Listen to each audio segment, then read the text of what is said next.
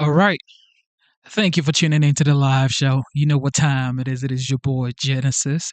It is currently 5:24 p.m. and of course today's date is the 23rd of July 2025. A lot is going on. I was here yesterday. Um yeah, but I left early and look, I'm back. Okay. We are back. A lot has been going on from the Epstein files to the Obama Tulsi Gabbard declassification of the Russia hoax. But a lot is still going on. A lot is still going on, ladies and gentlemen. A lot is going on. The president is currently speaking right now concerning artificial intelligence. We're going to check that out later on. But first, we're going to walk our way from the last place we stopped. Okay. We're going to walk our way up to the new information that we have today at this moment, right now. All right, we're going to start with, of course, the liberal news, CNN. Some people call them the fake news. I mean, who knows? But look, this is why we do this show. We show both parties. Look, like I always say, it is America first. Of course, everybody knows it is God Almighty, the greatest of all, first. But I'm saying when it comes to country, it is country first before party, okay? It is America first before you are a Republican or a Democrat, okay? Some people think it's being a Republican first or being a Democrat first. No, it is being an American first before you are a Republican or a Democrat. So, country first before your parties, okay? Now, with that being said, America has been blessed by God for sure. Everybody knows that. And that's why everybody wants to come to the United States from all parts of the world. Okay. Everybody tries to come to this land that has been blessed by God Almighty. And if you were born here or you find yourself here, consider yourself lucky and blessed that you are in the United States. But with that being said, it is your boy Genesis. You are currently tuned into the Genesis Show. Sit back, relax, enjoy yourself. Be nice in the comment section. Out here, we say what we think. We state our opinions in the chat, but we do it respectfully, okay? Whether you're liberal or conservative or independent, it doesn't matter. What matters is you love the United States, okay? With that being said, let's get straight to the show. So right here, uh, this CNN anchor is talking about newly discovered photos and videos, of course, concerning Epstein. So we're gonna go into it and we'll talk about it. Out front tonight, the breaking news, a CNN exclusive tonight out front. K-File has unearthed photos of Jeffrey Epstein that we've never seen, and they shed new light on his relationship with President Trump. The revelations come as Trump is under fire from his own base for his Justice Department's handling of the so-called Epstein files. Trump has tried, of course, to distance himself from Epstein every which way. But one of the photos that K-File found confirms that Epstein actually attended Donald Trump's wedding to Marla Maples. And this is the proof. Again, this has never been published before. So this is a new image. You haven't seen it out there on X or anything like that. This is the proof that Epstein attended Trump's wedding at the Plaza Hotel in New York. And in the photo, what you see is Epstein entering the Plaza Hotel. The wedding date of this is December 20th, 1993, in the center of their friendship, which of course continued. And for comparison, we'll show you on the right a photo of Trump and Marla Maples at the same location under the entryway arch. Andrew Kaczynski of K-File is here with the new images of Trump and Epstein. And Andrew, I shared one of them there, but, so let's start with the one at Trump's wedding. I mean, this is a significant development. Well, yeah, it is. Trump's wedding to Marla Maples in 1993 was dubbed the wedding of the century by the media at the time. And although that's why everybody was Trump there. and Epstein were friends during this period, this is really the first time that it's actually been reported that Trump invited Epstein to his wedding. This is, we should note, more than a decade before those first allegations of sex trafficking against Epstein. But as you know, Trump's relationship with Epstein has been under the microscope recently. Now, besides that one photo of Epstein entering the reception at the Plaza Hotel, we can also see him in the background of another picture. That's Howard Stern on the far right, along with Robin Leach from Lifestyles of the Rich and Famous. And Epstein is behind them at the wedding, almost seeming to be photobombing them. We also found this photo from just a few months earlier. Donald Trump with two of his children talking to Jeffrey Epstein. That's at the opening of the Harley-Davidson Cafe in New York in October 1993. You can see Ivana there. She would have been just about to turn 12 years old in that photo. Yeah, you can see Ivanka right there between, it looks like between Trump and Epstein. All right, these are never before seen photos, Andrew. I know you also found some video of Trump and Epstein that was from later of them talking that has also never surfaced before. What's that?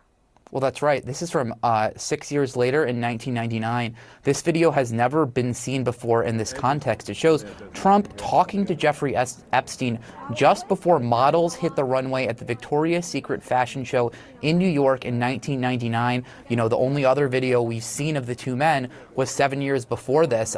Trump is at the show with Melania, who is, of course, now First Lady, seated a few feet away from Epstein. You can see them chatting during the show as well. Allegations that Epstein sexually abused underage girls didn't surface until 2005, years after this video was shot. Right, but this, of course, establishes them together and obviously very friendly in 1999. So, Andrew, when you get all this, and all of this, as I just want to emphasize, right, has not been seen before. So you actually called President Trump. You called him directly to ask him about this. Yeah, we were not on the phone very long. I think our call was about 30 seconds or so. But when I asked him about the wedding photo, he said, he sort of paused for a second and then said, "You've got to be kidding me," before calling CNN fake news and then hanging up on me. Now, in a statement to CNN, White House Communications Director Stephen Chung said this. He said these are nothing more than out of context frame grabs of innocuous videos and pictures of widely attended events to disgustingly infer something nefarious. The fact is that the president kicked him out of his club for being a, quote, creep.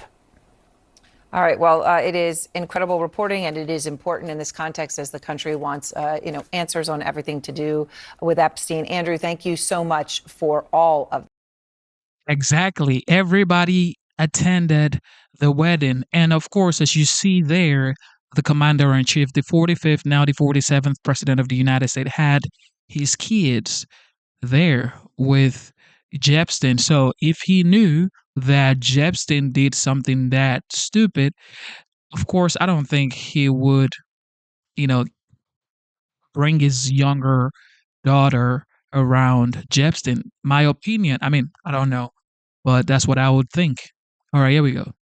3 guests on this show who either knew Epstein or knew Trump have all used the exact same words to describe Trump and Epstein's relationship over the past week as we've been talking to them, and you've heard them. And they have done this totally unprompted. So here is a former Trump business executive, one of Epstein's former girlfriends, and an Epstein accuser who says she had a troubling incident with Trump. They all said the exact same thing here on Outfront. They were best friends. They were best friends. Was his best friend. Of course. You heard them. And right there, Jack Of O'Donnell, course. Trump's former business associate, talking about what Epstein meant to Trump. Okay, These here we are go. people, right, who each met Epstein and Trump at different times, in different places, and just to state the obvious, in totally different capacities. And yet they all concur on this crucial thing. They say that when they knew them, Trump and Epstein were best friends. So in just a moment, I'm going to speak to Mark Epstein. He is the brother of Jeffrey Epstein, about all of this. Out front now, Mark Epstein, the brother of Jeffrey Epstein. And Mark, from what you know, from what you saw, how close was your brother to Donald Trump? They were very close. They were good friends. Jeffrey used to sometimes tell me things that Donald said that were funny. I know Donald was in Jeff's office a lot back in the 90s. It's documented that Donald flew on Jeff's plane a number of times. I don't know if they ever checked, but I know Jeff flew on Donald's plane also. I don't know if they've ever looked at his flight logs. And they were good friends. I mean, I flew on Jeff's plane. It's known I was on the plane in 1999, flying up from Florida, and Donald was with us. You know, and we were all joking around. They were good friends. So, tell me about that. I know there was something on that flight that you remember about your brother and Trump. What is it? Well, it was a funny thing. We were talking, and well, stick a pin in that. A couple weeks or a week before that flight, I was talking to Jeffrey, and he told me that he was talking to Donald, and he asked Donald, "How come you sleep with so many married women?" And Donald's answer was, "Because it's so wrong." Now, amongst guys, it was a funny line. And then when we were on the plane a week or two later, Jeffrey asked Donald the same question. I know he did that for my benefit so that I could hear Donald say it. And Jeffrey asked him, "How come you sleep with so many married women?" And Donald said, "Because it's so wrong." Now, it's a funny line, but the answer is not the poignant part of the story here. The question is the poignant part, because for Jeffrey to ask him that question, number one, he would have to know that Donald slept with a lot of married women, so and he probably got that information from Donald. And it also, implies a confidence. That's not the kind of question you ask a casual acquaintance. How come you slept with so many married women? That's a question you ask a good friend that you can get away with asking those kind of questions. So that. Yeah. Yes, it does. It does. It certainly gives that perception. Now, okay, Mark, Trump admits they had a falling out with your brother. That's what he said happened. He has not shared what led to it. But here are some of the things that he has been willing to say about your brother. I want to play them for you. I was not a fan of Jeffrey Epstein. I threw him out of a club. I didn't want anything to do with him. Jeffrey Epstein was not somebody that I respected. That does not fit with what you're telling me, Mark. Yeah, I understand it doesn't. But he's trying to cover his butt. I mean, look, I understand people trying to distance themselves from Jeffrey because of what he was charged with and the circumstances he found himself in. I understand that. But I know that they were good friends, and I witnessed it myself. You mentioned something a moment ago that made me think of this, something that the White House told us yesterday.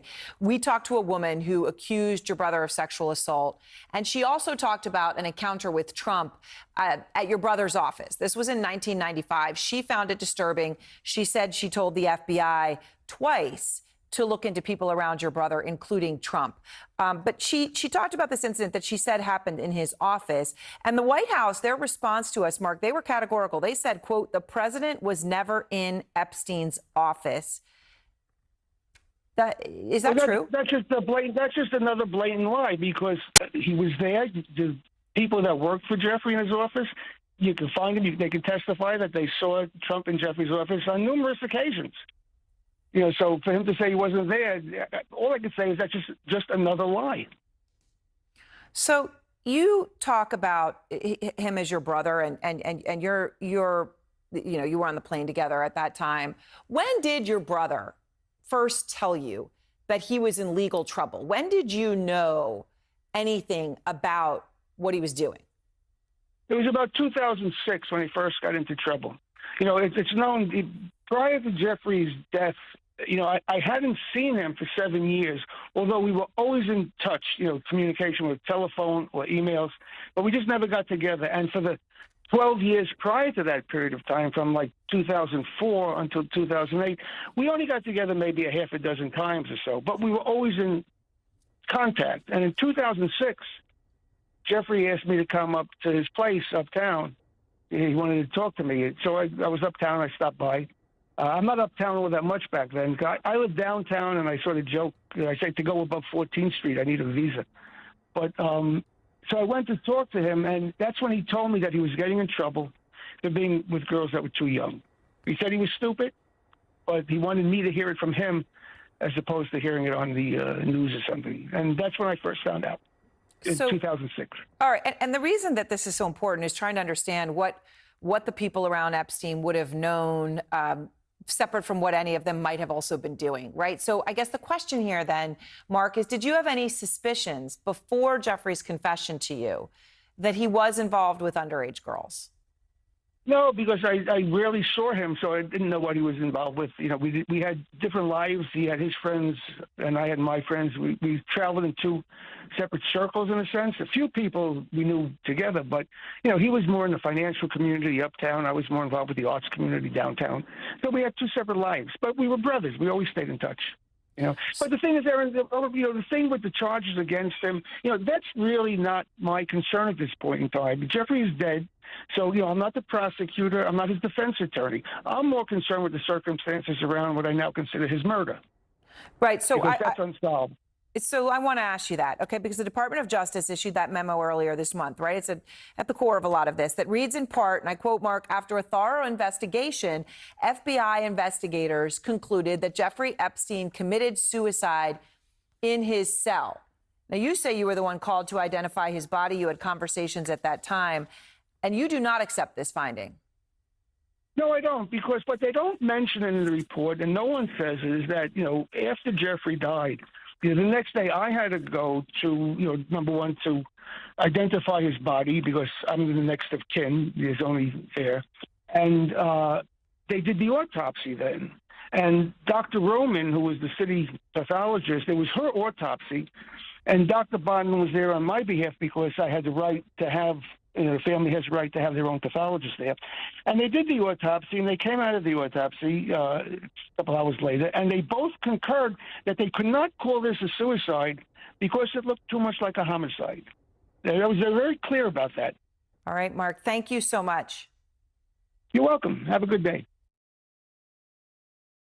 Even his brother is running Tonight, far away Obama from fighting him. back, the former president calling out President Trump in a way that we have not seen before, slamming what he calls the, quote, bizarre and, quote, ridiculous allegations Trump made against him in the Oval Office just hours ago. So here's some of what Trump said. The witch hunt that you should be talking about is they caught President Obama absolutely cold, Tulsi Gabbard. What they did to this country in 2016, starting in 2016, but going up to 2020 in the election. They tried to rig the election. We found this isn't like evidence this is like proof, irrefutable proof that Obama was seditious, that Obama was trying to lead a coup. All right, trying to lead a coup. Now, usually anyone associated with Obama just ignores all that. They don't respond. But that is not what happened this time. Obama's spokesperson responded in part, and I quote, out of respect for the office of the presidency, our office does not normally dignify the constant nonsense and misinformation flowing out of this White House with a response. But these claims are outrageous enough to merit one. These bizarre allegations are ridiculous and a weak attempt at distraction. Jamal Simmons is out front now, and the former Republican governor of Minnesota, Tim Pawlenty. All right, I appreciate both of you very much. So, Jamal, look, this is a change to come from Team Obama. It's a spokesperson, okay, but it's a change. And to come out and to speak like that, bizarre allegations are ridiculous and a weak attempt at distraction. Now, Trump said that Obama was trying to stage a coup, so that's what caused this. But what do you think, how significant of a departure is this for Obama to actually say, okay, we're going to respond? Well, first of all, it's pretty rich that the man who was sort of affiliated with the January 6th insurrection at the Capitol is the one accusing people of trying to stage a coup. Obama, about a few days ago, came out and went after Democrats and said, it's time for Democrats to be, to speak up and to, not do so much navel gazing. He did that at a fundraiser. And so I think a lot of Democrats said, well, a lot of people are speaking up. They're marching, they're stepping up. And where are you at, President Obama? And so now I think we see President Obama stepping up too. And so he's stepping up and saying something to the American public. He refuses to sit back and allow Donald Trump to accuse him of leading a coup. And remember, it wasn't just what he said, Trump said in the Oval Office, President Trump said. He also released a video on his social media network showing Barack Obama being arrested in the Oval Office and carried out in handcuffs. It was an AI-generated video, right? Yeah. And maybe that was part of what prompted the actual response here. It is a change, all right? And it's a change coming from the former president. So it matters in that respect. And Governor Pawlenty, Speaker Johnson is now saying that he would not be opposed to subpoenaing Obama to testify before Congress over these allegations. Here he is. We have no concern about that. If it's uncomfortable for him, he shouldn't have been involved in overseeing this, which is what it appears to us has happened. There's a lot of allegations on the table. Our job is to go and follow each of those trails and to find out the truth. Obviously, that's coming in the context of the changing of the topic going on in Washington, especially with Johnson away from Epstein. But Governor, I'm curious as to whether you think Obama now taking a sharper tone and stepping up as opposed to being quiet and trying to take the high road, is it too little too late, or does it matter for Democrats? Well, of course, former governors, former presidents always try to be a little measured as to when and how they respond to their successors. President Obama has been pretty muted in that regard, with a few exceptions. But in this case, President Trump called him out directly, and President Obama answered the bell and swung back. Aaron, like you, I read the Mueller report. It basically concluded that the Russians did try to interfere with the election, but there was no actual proof of coordination in that regard. I'm not aware, nor have I seen any public reporting, that President Obama somehow ordered something inappropriate relative to that investigation. If Tulsi Gabbard or President Trump has that kind of evidence, then they should bring it forward. Otherwise, this seems like puffery.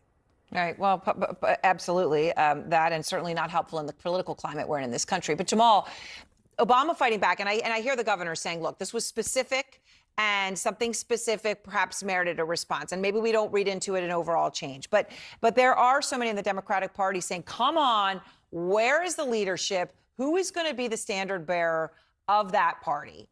And someone who has certainly seems to be trying to take that on and testing different ways is Gavin Newsom from California, constantly going after Trump, after for a while tacking the other way to say, well, I'm going to talk to Bannon, I'm going to talk to all these people, I'm going to figure it out. But now he's posting things about Epstein and Trump, and he just said this about Trump and his immigration policies. It's a weakness masquerading as strength. That's what I don't like about this son of a I don't. And forgive me, I know he's the president of the States. Forgive me, I didn't, yeah, he calls me new scum. Come on. So what do you think of that, Jamal? Well, I think he's conflicted about how hard to go to use profanity. But listen, I think Gavin Newsom is the one Democrat I hear the most about from people who don't work in Washington and don't work in politics. And the reason why I think I hear about Gavin Newsom is because he's out there and really taking on Trump in a really forceful way. He'll go anywhere, Fox News or any other channel, and he'll do anything to kind of make his case. And I think a lot of Democrats are looking for somebody, it's not really about policy, but somebody who's got the attitudinal toughness who will take on Trump. We'll see how that works out. But what we have seen is in California, his poll numbers have gone up from 38% to about 56% because I think voters like to see him taking on Trump and not just sitting back and trying to find a middle road. Do you think Gavin Newsom has it right, Governor? I think Governor Newsom is an energetic and gifted communicator, but his policies suck. I mean, can you imagine him running in Pennsylvania and Ohio and Wisconsin and places that are going to decide the next presidential election? He's got a long history of ultra-left policies in California and in San Francisco, and I just don't see how that's going to sell nationally, notwithstanding his gifted oratory skills. Gifted oratory skills, of which he has. I don't know if calling someone a son of a you-know-what might go in that category, but he does have those skills, whether you count that or not. Aaron, are we in the policy era? I just don't know that we're in the policy era anymore with Donald Trump. I think we've moved to a different phase of the game, and I think this phase of the game, frankly, is not that nice. No, well, that's if you look at why Trump, Aaron, when you look at why Trump won the last election, besides his oversized personality, inflation, immigration, crime, wokeness run amok. Those are policies. Right, that fed into the personality. All right, thank you both. I appreciate it, and see you both soon. We here at the arena just got a statement in from the former president's office, and we're going to read that to you. So they say this, quote, out of respect for the office of the presidency, our office does not normally dignify the constant nonsense and misinformation flowing out of this White House with a response. But these claims are outrageous enough to merit one. These bizarre allegations are ridiculous and a weak attempt at distraction. Nothing in the document issued last week undercuts the widely accepted conclusion that Russia worked to influence the 2016 presidential election, but did not successfully manipulate any votes. These findings were affirmed in a 2020 report by the bipartisan Senate Intelligence Committee, led by then Chairman Marco Rubio. That comes from Patrick Rodenbush in President Obama's office. So, Kristen, I feel like I'm flashing back to when Trump was helicoptering to New Hampshire and Barack Obama was at the podium releasing his birth certificate, because it really does seem like we have been transported back to that time because President Trump doesn't want to talk about Jeffrey Epstein anymore. What is your latest reporting? Yeah, that's true. And President Obama might want to get ready to continue to respond, because I am told that this is just the beginning of what Gabbard intends to release, that there are more documents more related to Russia.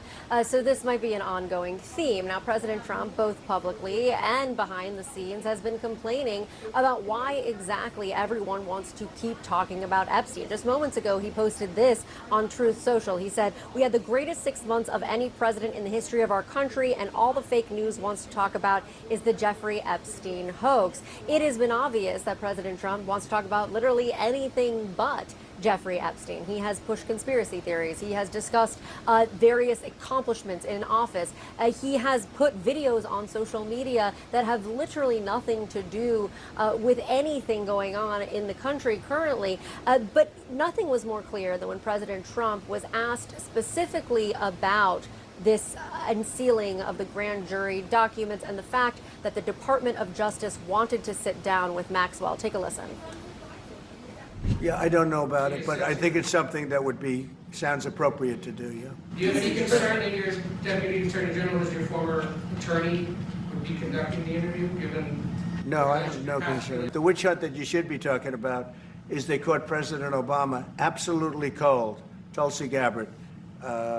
What they did to this country in 2016, starting in 2016, but going up to 2020 and the election. And Casey, one thing to note here, this has put this situation, this case, this investigation, and the memo from the Department of Justice has put the White House in a position it doesn't often find itself, which is on the defensive. Now, they had a brief moment where they felt like they were bringing the MAGA base together at the end of the week last week with that Wall Street Journal story, with the fact that they sued the Wall Street Journal. They saw the different members of the base coming to President Trump's defense, but it seems as though that is waning, because what we're hearing from these MAGA loyalists and from these Republican lawmakers is they want more information, and they want it quickly. One of the most interesting things I heard actually came from Armanu Raju up on the Hill, who was talking to Republican Senator Josh Hawley yesterday, who said his constituents are calling him and that they want more information about Jeffrey Epstein. So not going away anytime soon, Casey.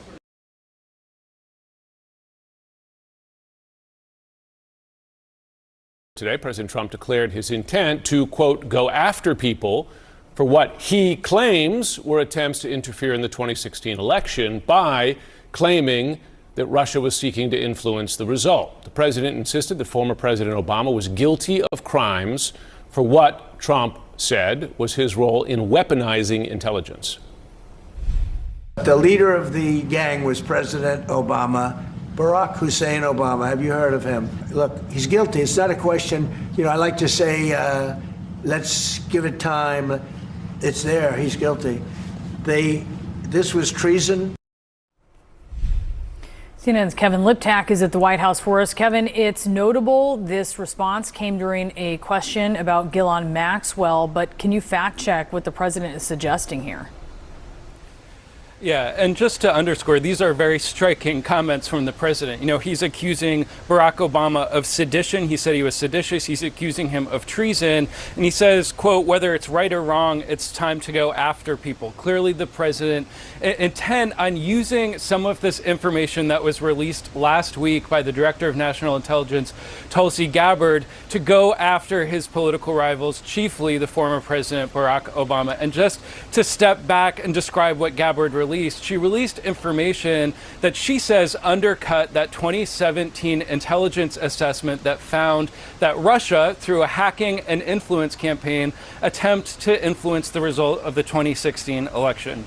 She seems to be relying on sort of correspondence that was sent between Obama officials that said that Obama wanted a new assessment into this. And what President Trump seems to be seizing on is the fact that an initial assessment found that Russia was not successful in influencing the results of that election. But both Trump and Gabbard seem to be twisting some of what the intelligence found. You know, the intelligence community found that Russia did attempt to influence votes through things like hacking emails, things like social media campaigns, but it never found that it actually hacked into voting systems and changed votes, even though it attempted to breach some of those systems. But President Trump seems to be using some of this new findings and documents that have been released by his intelligence chief to go very harshly after President Obama. And certainly it has always been true that the Russia investigation that really clouded the first 2 years of his first administration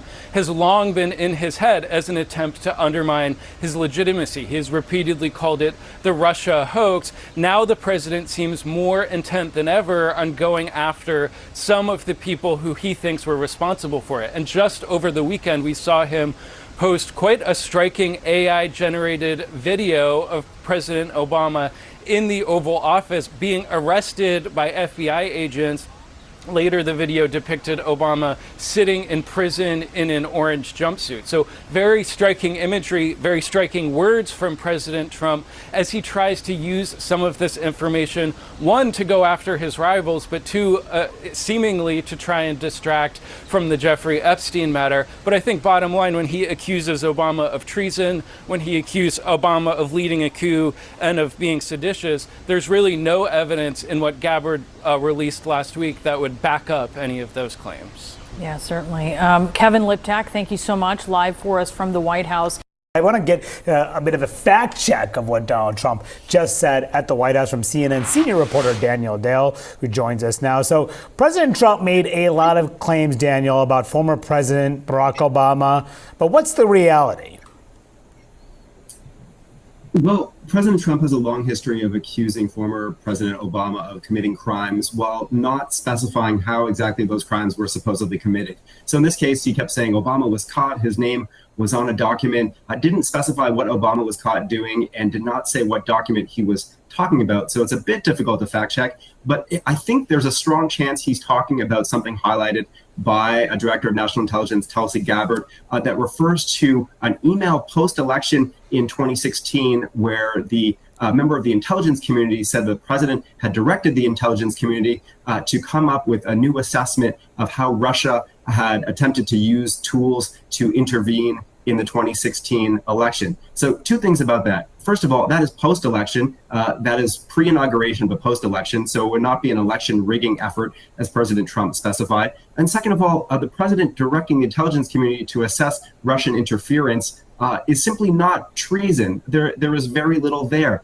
Now, Tulsi Gabbard has alleged that that new assessment that was produced after that meeting, she said directly contradicted previous assessments. She did not prove that. And she is emphasizing the fact that that new assessment in January 2017 did not find that that previous assessments did not find that Russia had altered the election results, altered vote counts. Well, the new assessment didn't either. What the new assessment found was that Russia engaged in hacking operations targeting Democrats, had engaged in influence operations online to attempt to alter the results in favor of Trump to hurt Clinton. That is not contradictory as far as we know. And a GOP-led Senate Intelligence Committee review of this found that these conclusions were correct and that there had not been political interference by the Obama administration. So look, there continues to be analysis by this current administration of what happened back then. But what we have so far from Ms. Gabbard, from President Trump, simply does not come close to proving that President Obama committed any crimes here.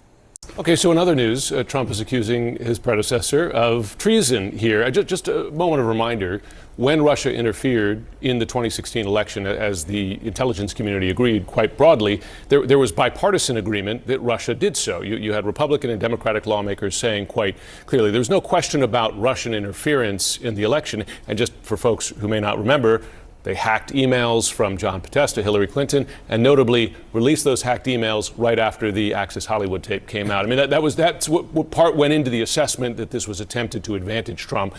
Intelligence community never found that they influenced votes or voting systems, et cetera.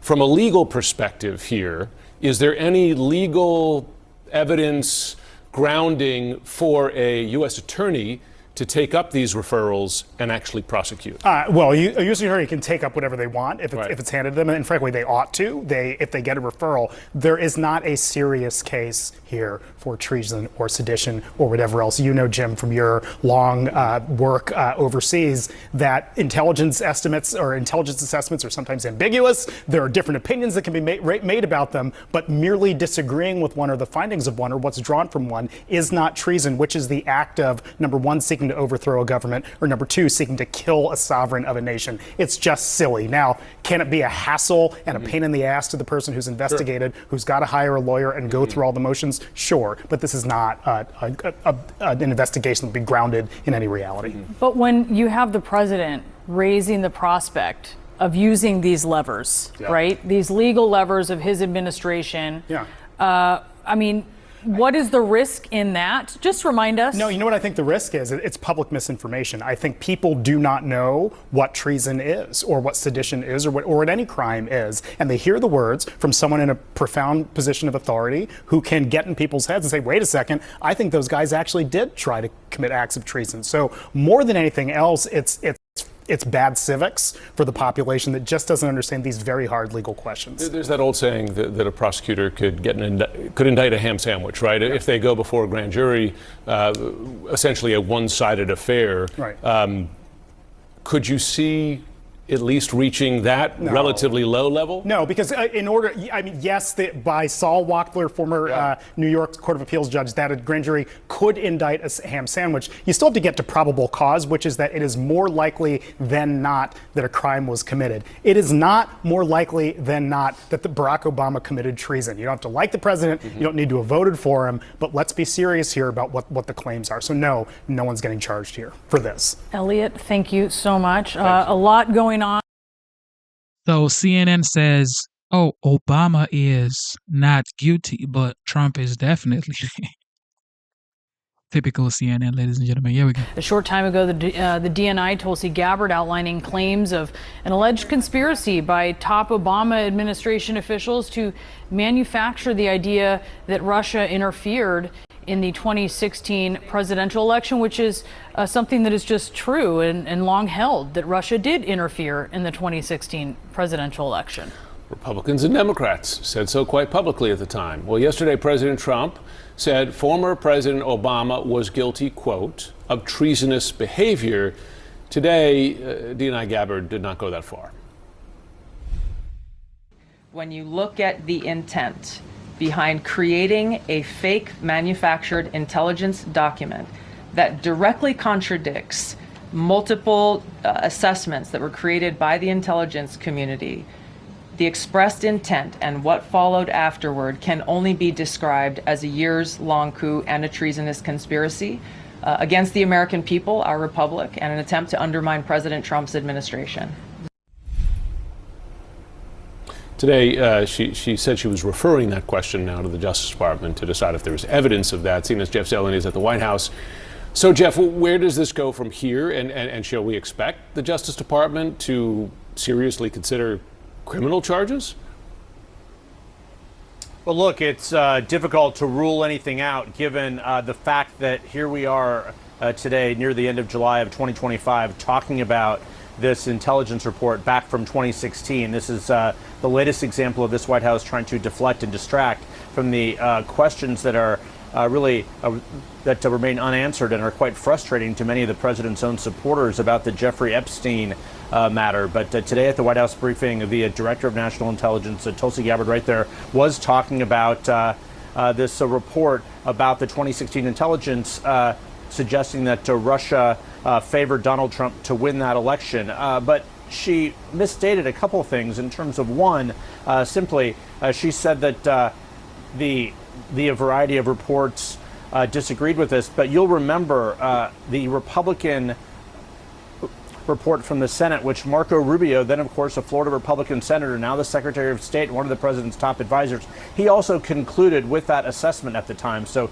it was hardly a one-sided assessment. So what is happening now, the bottom line to all of this, is the president yesterday decided to suddenly try and change the subject after unsuccessfully trying to do so for several days, and that's where we are left here. So it's uncertain if the Attorney General will actually investigate if the former president, Barack Obama, was guilty of a treasonous behavior. The spokesperson for the former president yesterday called this bizarre and ridiculous. They normally don't comment on things that the Trump administration is saying or doing, but they said this was one example of where they thought they had to say that it simply is bizarre and ridiculous in their words. So look, the bottom line to all of this is the Justice Department certainly has enough on their plate with the questions about Jeffrey Epstein. It's unclear if they will also go ahead and investigate this. Never mind the fact that the statute of limitations also may have run, given that it's almost 1 decade since then. Yeah, Jeff. So Obama stuff was a decade ago. What about Epstein? These folks. Selin, thank you so much. I want to bring in CNN senior law enforcement analyst and former FBI Deputy Director Andrew McCabe. We should also note, Andy, that the president was asked about Jeffrey Epstein the other day, and this is the direction he went. He immediately tried to talk about, the Russia hoax, as he calls it, Hillary Clinton. He's clearly trying to distract from the Epstein issue, which continues to dog him. We know that. So with that in mind, just taking a look at this, because it is important as he pushes and his administration pushes these kinds of things, to take a look at what Gabbard is saying here. It's really, Brianna, it's really hard to. Thank you. All right, let's go back to Epstein. You've got to be kidding me. That was President Trump's reaction and response when he spoke with CNN and was asked about these newly uncovered photos and video, offering a new look at his past ties to Jeffrey Epstein.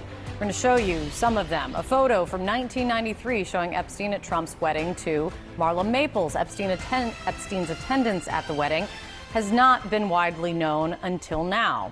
Another photo, this one from 1993, also shows Trump with his children next to Jeffrey Epstein at a restaurant opening. And CNN's K-File also uncovered this video showing Trump and Epstein in 1999 at a Victoria's Secret fashion show.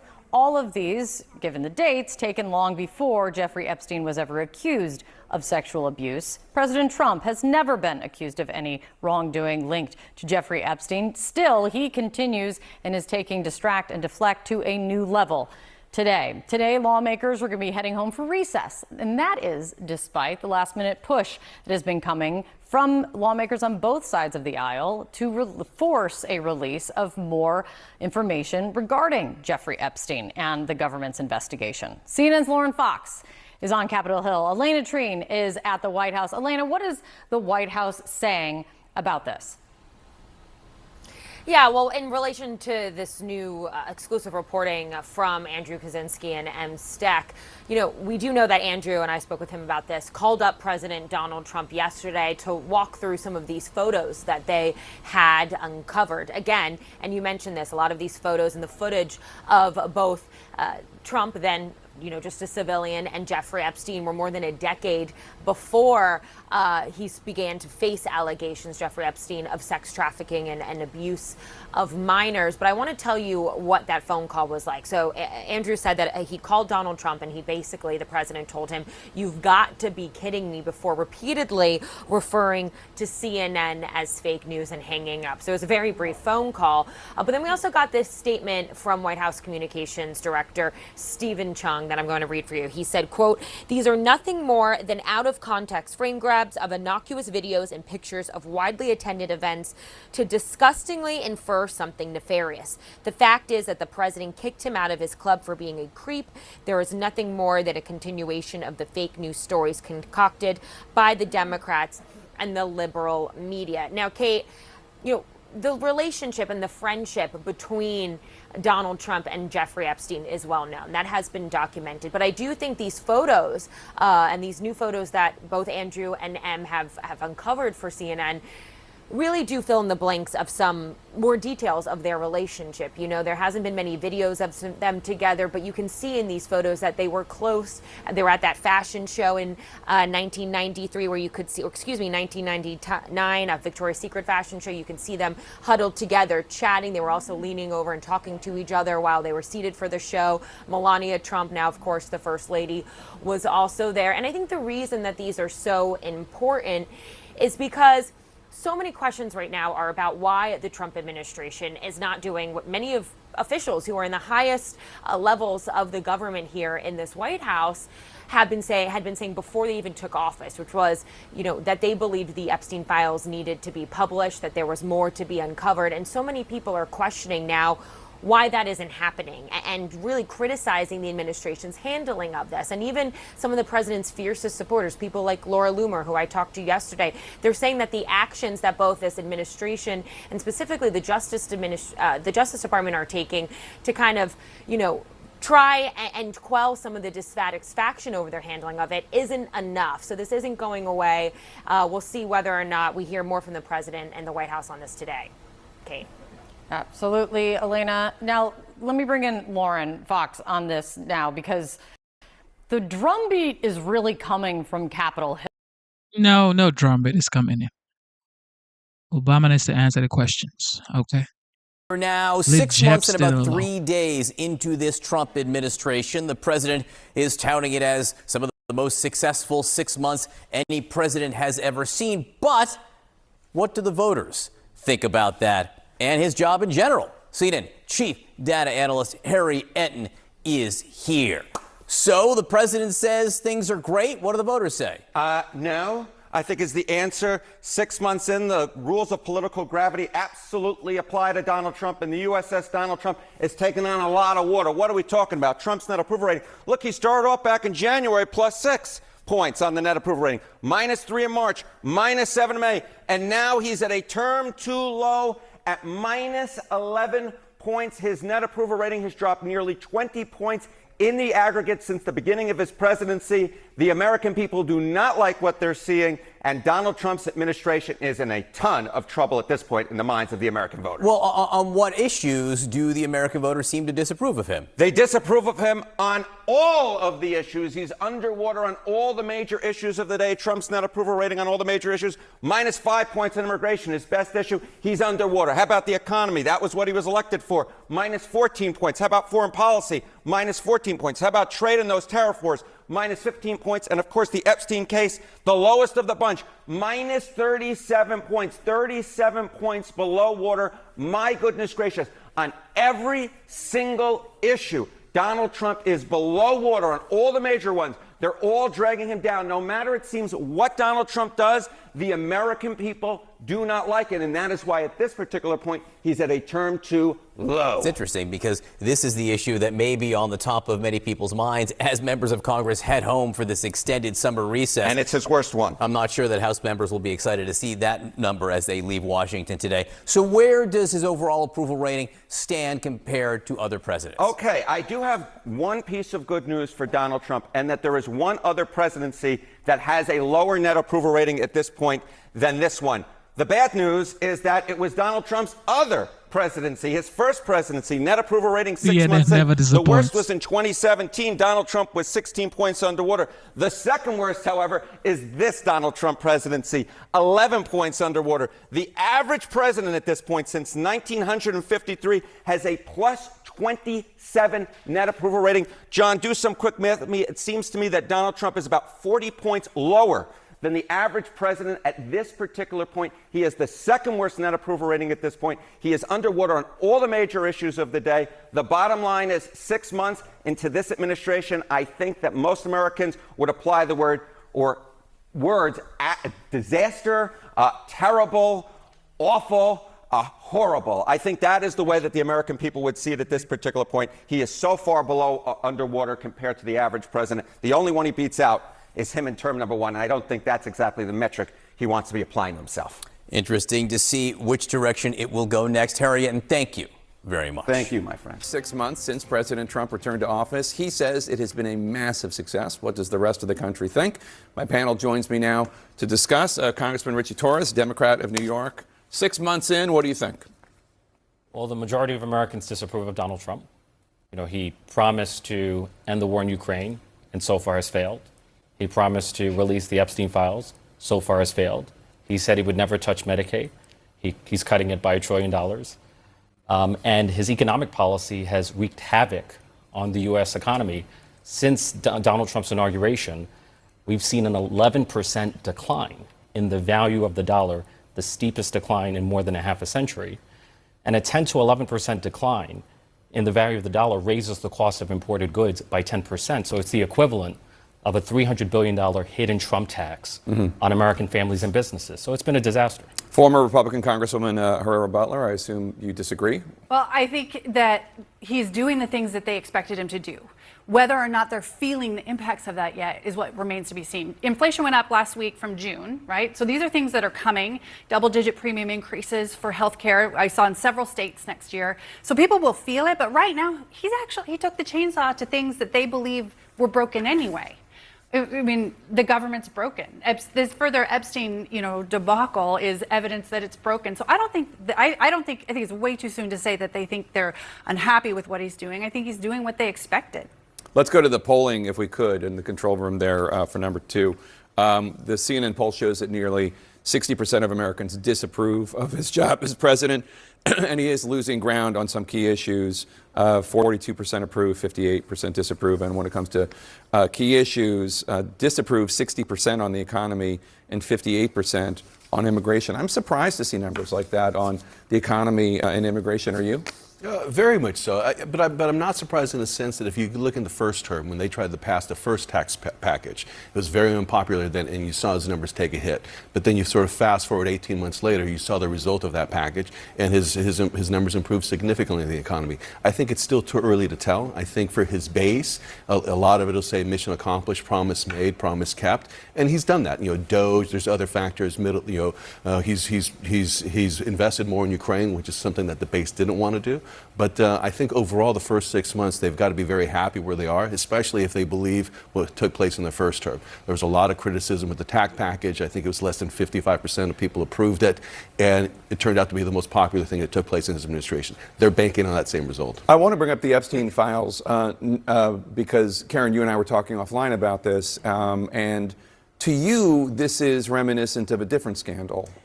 And one actually you and I talked about when it happened. It is reminiscent of the scandal in the Catholic Church, because ultimately that was about an institution trying to protect itself over children who had been harmed.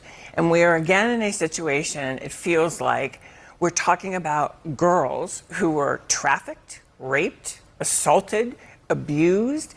So in this moment, the Trump administration has the opportunity to say, are you going to stand with the powerful, the men who were the clients, or are you going to protect these girls? And we've seen these young women.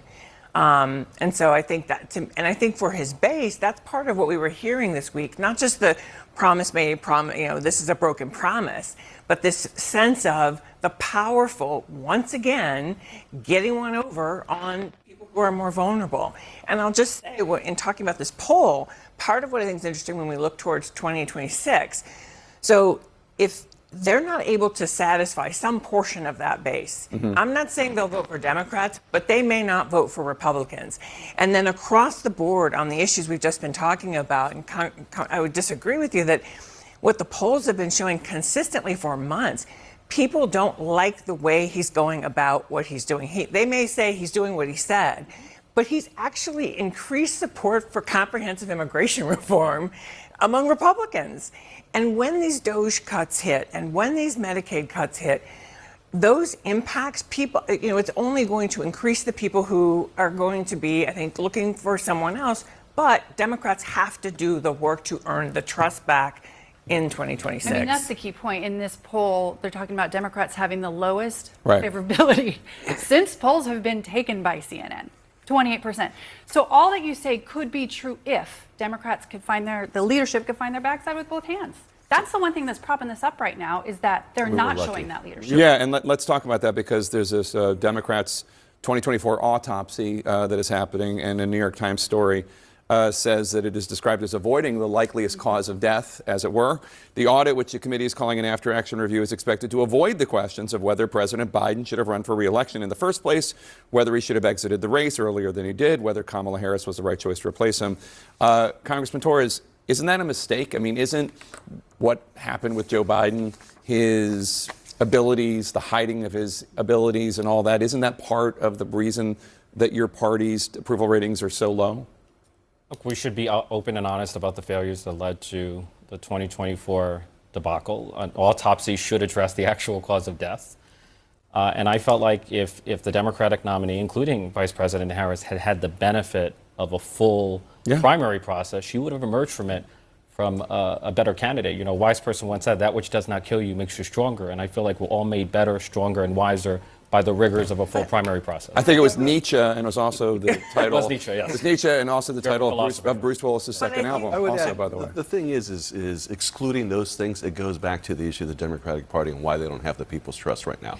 You know, it's a trust issue. They have no path to regain that trust. This autopsy could very much be that first step, but they say, trust us, but we're going to take the key components of why we lost out. So actually, the story, there's three different things happening. There's the DNC one, there's two other efforts. But what I would agree with is, part of the reason we lost is we're not doing our job. We're not talking to voters. We're getting outmanned and outgunned in digital spaces. So I hope that those efforts come back and show us that, because one of the things many of us have said, you cannot show up 6 months before an election in certain communities and just expect we're just going to show up.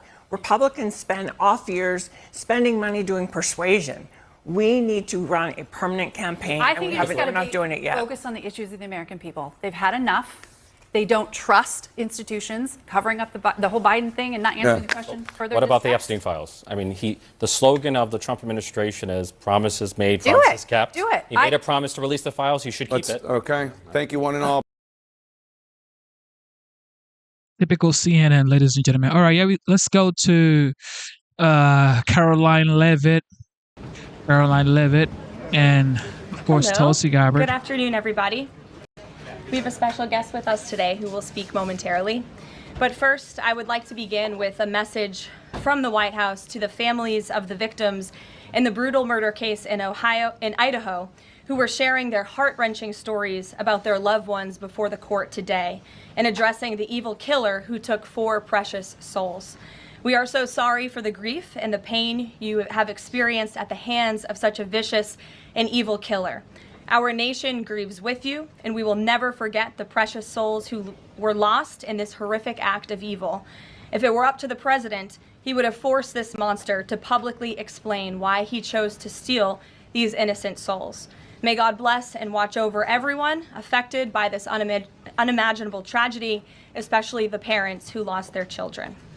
Let me begin with a few scheduling items off the top. Later this afternoon, President Trump will deliver the keynote address at the Winning the AI Race Summit here in Washington, D.C. President Trump believes it is non-negotiable that the United States wins the AI race, which is why today, President Trump will announce a bold and comprehensive AI action plan to sustain and enhance America's global AI dominance. Under President Trump's leadership, our country will lead the world in AI to secure a brighter future for all Americans, massively grow our economy, and protect our national security. The president will also sign 3 executive orders at the event this afternoon. On Friday morning, President Trump will travel to Scotland for a working visit that will include a bilateral meeting with Prime Minister Starmer to refine the historic U.S.-UK trade deal. On the topic of trade, yesterday, President Trump accomplished something no other president has ever achieved. The president secured and announced 3 major trade deals with the Philippines, Indonesia, and Japan, all in one day. President Trump is finally putting a stop to our country getting ripped off. As a result of the president's successful negotiating tactics, many foreign markets are now being opened to American industries for the very first time, and harmful trade barriers are being broken down. Thanks to President Trump, these countries around the world are agreeing to open their markets to American-made products and goods for the first time, which will lead to a boom in sales and profits for American businesses right here at home. As President Trump said, he will only lower tariff rates if a country agrees to open their market to American-made products. If not, they will continue to face tariffs and pay a steep price to do business in the United States of America, which remains the best market on the face of the planet. Also this week, the president officially marked 6 months here at the White House. He made big promises to the American people on the campaign trail last year, and he has unquestionably delivered on those promises in record time. The president has defeated the Biden inflation crisis to make America affordable again. Core inflation is currently at its lowest level in 4 years, and prices for everyday goods are falling. The president's pro-growth policies have fueled massive job growth across our country. Since the president has taken office, our economy has added nearly 700,000 new jobs, with native-born American workers accounting for all job gains. The president has put the economic needs of families and of workers first. He signed the largest tax cuts for the middle class in American history, including no tax on tips, overtime, and Social Security. We have also seen the president unquestionably deliver on his promise to secure our southern border. He has ended Biden's illegal alien invasion, and for 2 months in a row, 0 illegal aliens were released into our country. The president has also, as you all know, initiated the largest mass deportation campaign in American history. The president has also restored law and order to make America safe again, another campaign promise he vowed to the American public. The United States of America is currently on track for its lowest murder rate on record, following this shift from the last administration to the Trump administration. The president has also ended Joe Biden's reckless war on American energy. U.S. oil and natural gas production are now surging, and summer gas prices reached their lowest level since 2021. The president has also rebuilt our military, another campaign promise. He just signed the largest military investment in decades to modernize our armed forces with cutting-edge technology to replenish our stockpiles and provide American troops with the best equipment in the world. The U.S. Army, Navy, Air Force, and Space Force have all reached their recruitment goals months in advance. The president has restored America's standing on the world stage, brought back peace through strength, and brokered numerous peace agreements to end wars. Again, all of this in just 6 months. He obliterated Iran's nuclear program to end the war between Israel and Iran, got NATO members to raise their defense spending to 5% of GDP, and secured a ceasefire between India and Pakistan, as well as brokering a historic agreement between Rwanda and the Democratic Republic of the Congo. The president has already received 3 different Nobel Peace Prize nominations for his peacemaking efforts. Again, all of this progress, all of these accomplishments have occurred in just 6 months. We are truly just getting started, and we look forward to working with all of you for the next 3.5 years. On another matter, over the past few days, Director of National Intelligence Tulsi Gabbard has unveiled shocking new evidence that former President Barack Obama and top aides in the Obama administration conspired to subvert President Trump's 2016 election victory and undermine the democratic will of the American people. While publicly pretending to engage in a peaceful transfer of power, in private, former President Obama went to great and nefarious lengths to try to sow discord among the public and sabotage his successor, President Trump. The new evidence released by the Director of National Intelligence, who is here with me today, confirms that the Obama administration manufactured politicized intelligence, which was later used as the justification for baseless smears against President Trump in an effort to try to delegitimize his victory before he even took the oath of office. The truth is that President Trump never had anything to do with Russia, and the Russia collusion hoax was a massive fraud perpetuated on the American people from the very beginning. And the worst part of this is Obama knew that truth, and so did all of the other corrupt officials involved in this scam, including former CIA Director John Brennan, former Director of National Intelligence James Clapper, former FBI Director James Comey, former Deputy Director Andrew McCabe, and many others. Director of National Intelligence Gabbard's report further confirms what we already knew. There was no collusion, no corruption. except on the part of Barack Obama and the weaponized intelligence agencies at the time. The Russia hoax was a blatant lie, all ginned up by Democrat political operatives that were signed off on by then President Obama and leaked to the news media to launch a years-long witch hunt against President Trump and his first administration. Allies of the president, including his own son, Donald Trump Jr., were disgustingly smeared as Russian assets, and some even had their lives destroyed because of this vicious lie. The president's first 2 years in office had this fake distraction hanging over it, and endless resources, time, and political capital were spent having to debunk these lies from the highest levels of our government. Now, nearly 10 years later, thanks to the declassification of documents by Director Gabbard, the truth has finally come to light. And this truth vindicates President Trump, his family, and his many allies and associates who were smeared with defamatory lies. President Trump was right from the beginning about all of this, and we are grateful that justice can be served.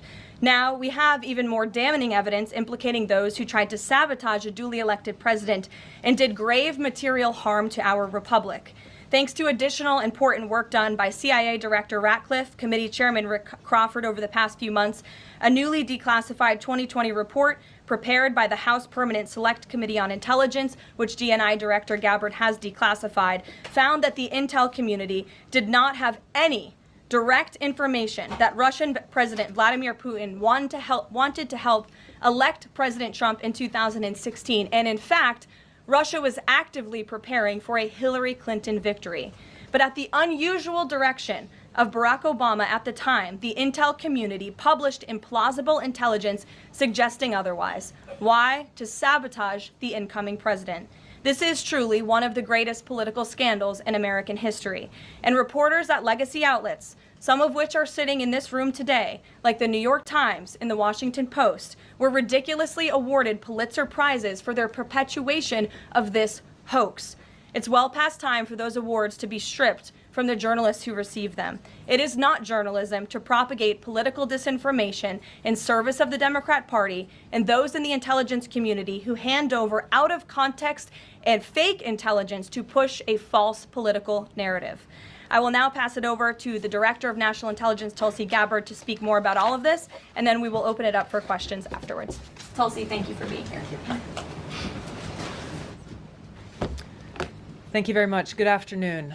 At President Trump's direction and with the support and coordination with the House Intelligence Committee Chairman Rick Crawford, today we've released a declassified Oversight Majority Staff report that was produced in September of 2020. The stunning revelations that we are releasing today should be of concern to every American. This is not about Democrats or Republicans. This has to do with the integrity of our democratic republic and American voters having faith that the votes cast will count.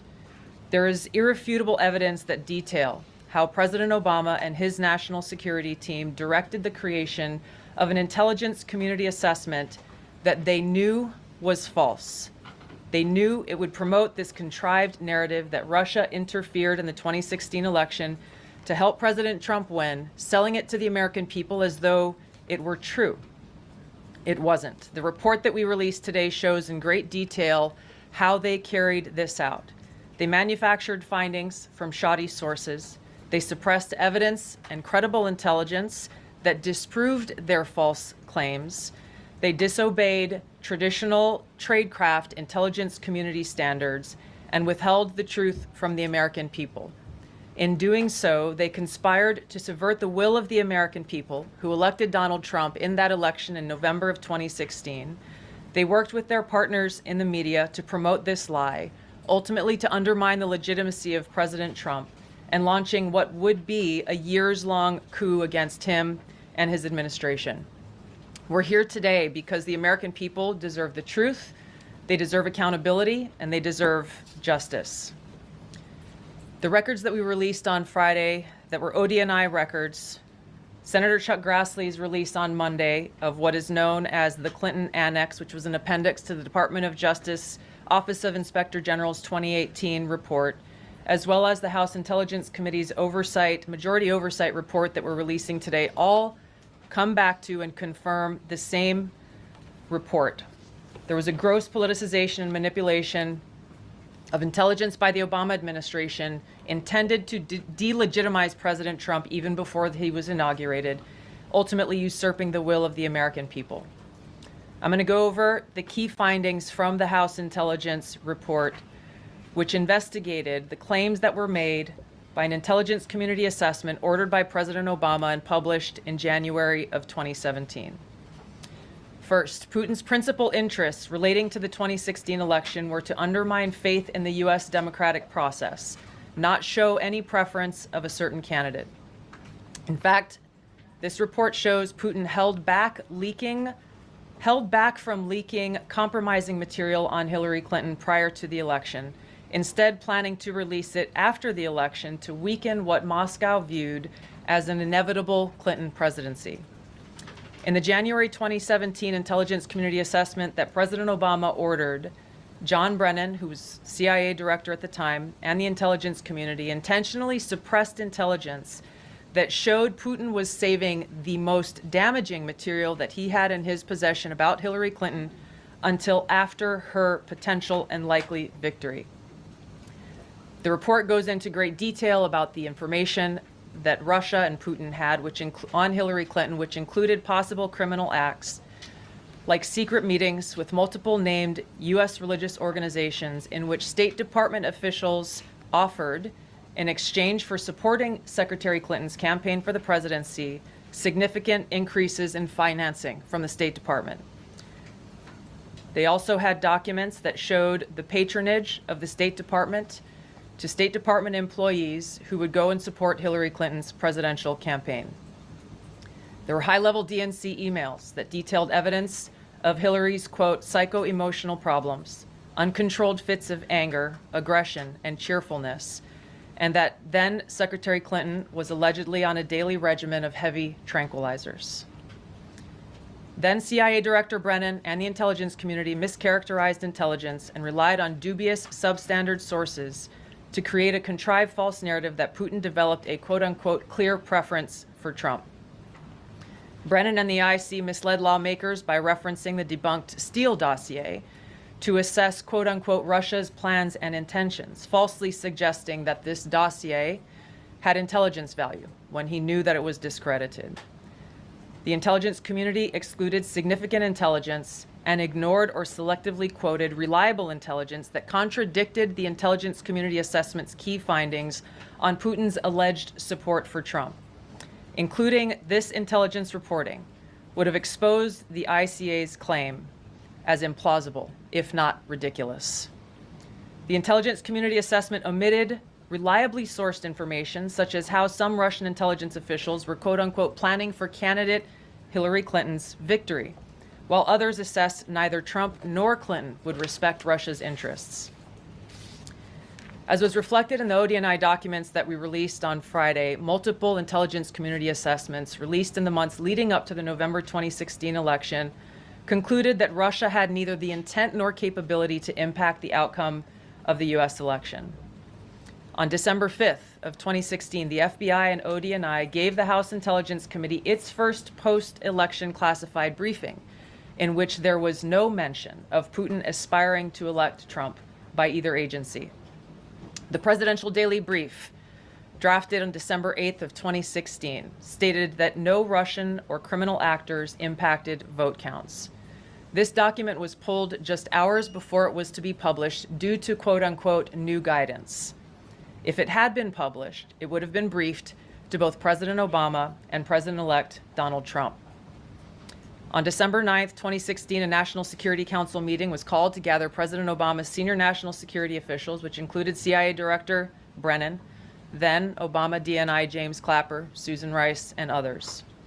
Following that secret meeting, DNI Clapper's assistant sent an email to the intelligence community with the subject line, POTUS tasking on Russia election meddling, tasking ODNI leaders to create a new assessment per the president's request.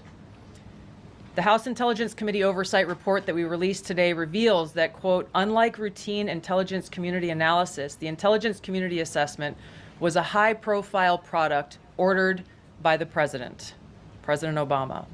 It directed senior intelligence community agency heads and created an intelligence community assessment limited to just 5 analysts using one principal drafter.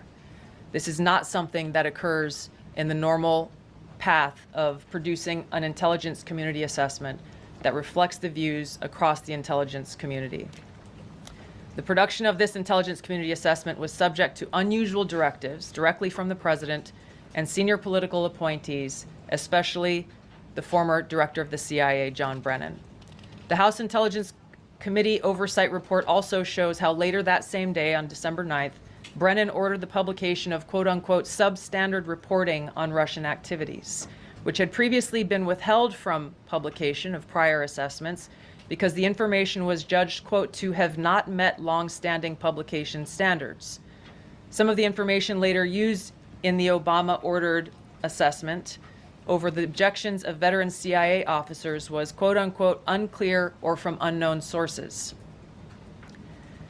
The Intelligence Committee's oversight report reveals that CIA Director Brennan overruled senior CIA officers who challenged the Obama-ordered intelligence assessment, stating, quote, we don't have direct information that Putin wanted to get Trump elected.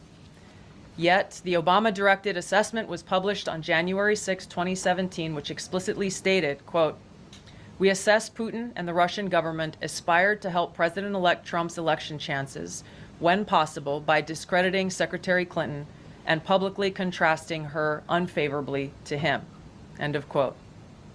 The CIA and FBI, then led by John Brennan and James Comey, expressed high confidence in this judgment, while the NSA expressed moderate confidence.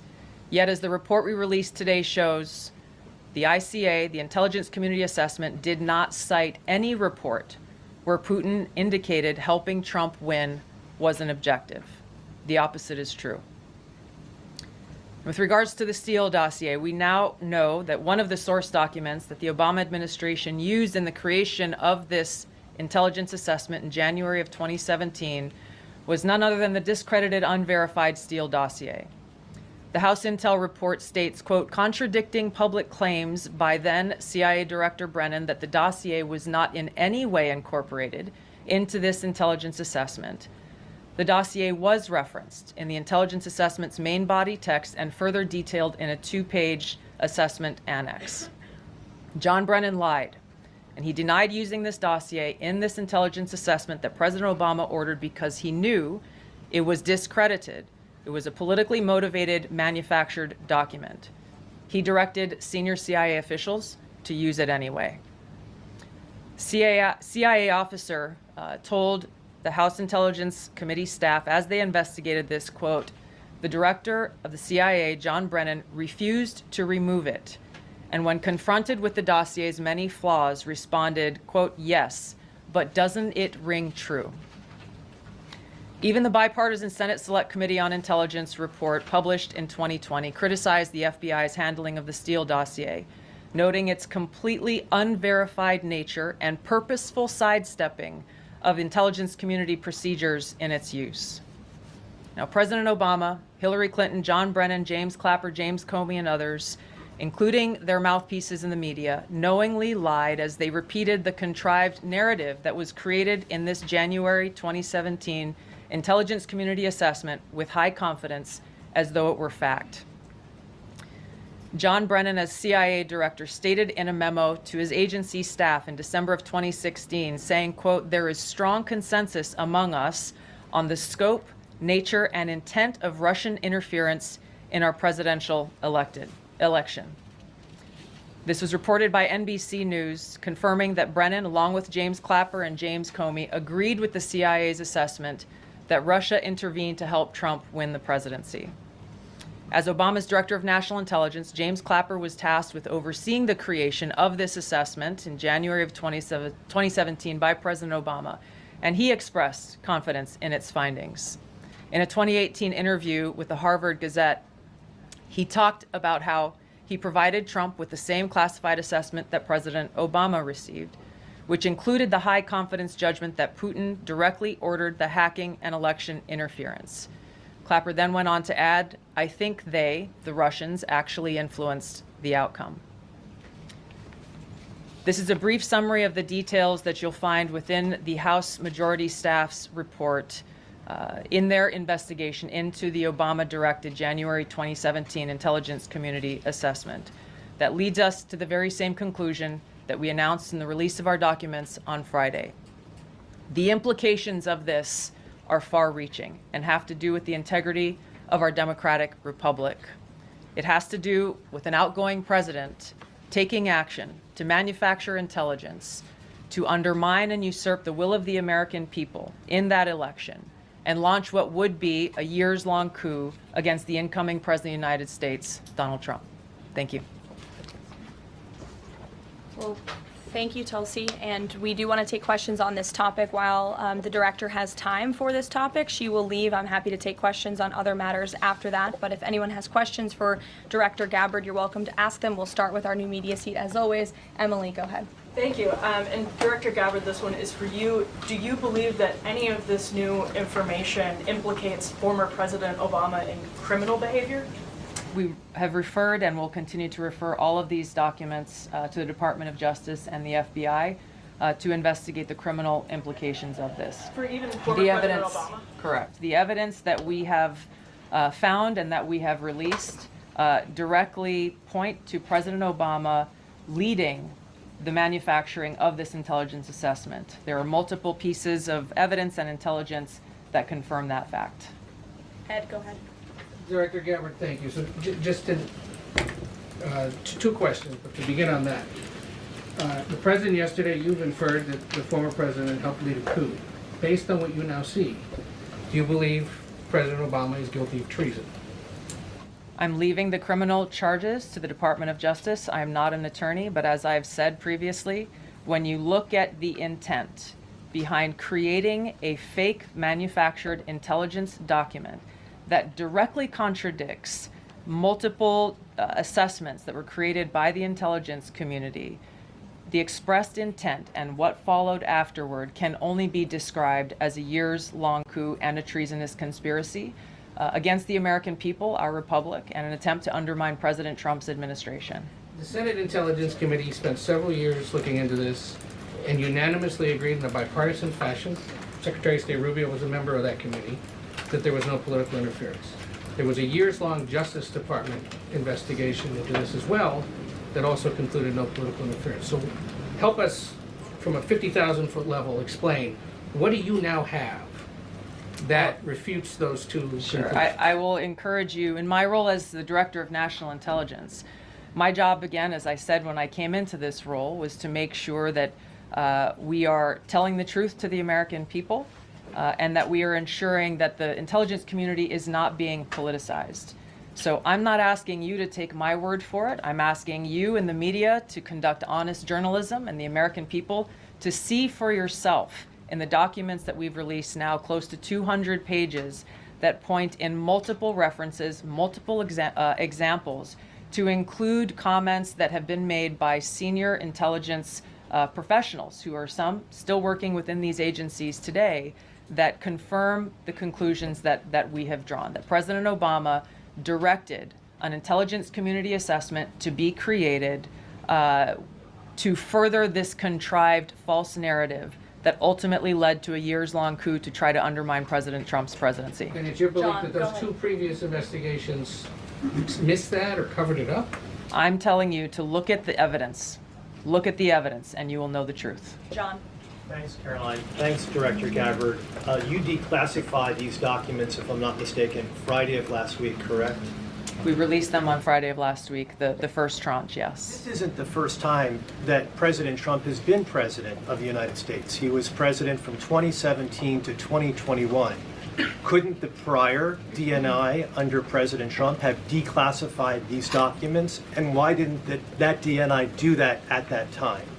I can't speak to what happened there. There were several DNIs under the first Trump administration. President Trump faced many challenges from those who were working in the government who sought to undermine his presidency. That's been clearly detailed. What I can speak to is the fact that this was one of the first things that we started to investigate here within this Trump administration and have released the results upon the conclusion of our investigation. And then my second question has to do with what intelligence agencies around the world have said about Russia, that they have tried to influence elections in the United States, in France, in Germany, in the UK. Do you disagree with that? Do you believe that Russia is a bad actor as it relates to trying to influence elections? I'll point back to the intelligence that President Trump has ordered declassified, that we have declassified and released, that the intelligence reflects Russia's motives were to try to sow discord and chaos within the U.S. election, which is a clear distinction from showing a preference for or against a specific candidate, which is what the Obama manufactured intelligence document alleges, that Russia preferred Donald Trump and tried to help Donald Trump get elected. Again, going back to the most important point here, with the intent to undermine the legitimacy of President Trump's election and therefore subvert the will of the American people who chose to send him to the White House. Reagan. Thanks, Caroline. Director Gabbard, Reagan Reese with the Daily Caller.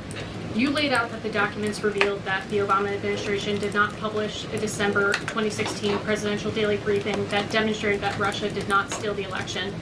Trump was receiving these briefings at the time because he was president-elect. Are you of the view that that information was kept out of the briefing because then President-elect Donald Trump would have seen it?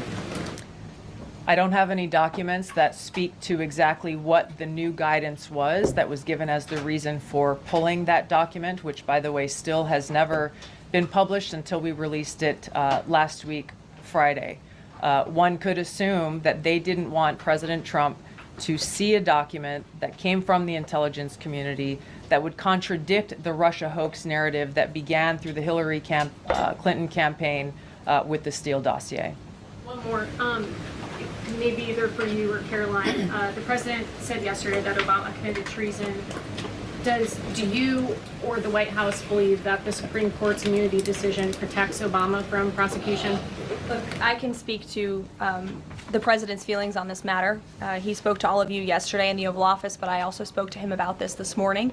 And he wants to see all those who perpetuated this fraud against our country, who betrayed our country and the Constitution, to be thoroughly investigated and held accountable. And it's been 10 years of this. And I would just add, based on everything the director has said and declassified, all of you in this room should go through it and take a look at this report and review the intelligence, because unfortunately that hasn't happened. And many of the people who perpetuated this hoax, Clapper, Andy McCabe, James Comey, and many others, have been hired by major networks in this room to go on television and continue to spew these lies, knowing that they are lies. And if you all recall, just flashback to 2016 and the years after, the entire Trump 1 presidency was embroiled in this scandal that was perpetuated by the Democrat Party. And you had major Democrat Party officials in this city, namely Adam Schiff, Hillary Clinton, Elizabeth Warren, who went on television and told the American people Donald Trump is an asset of Russia. It was a lie. They always knew it.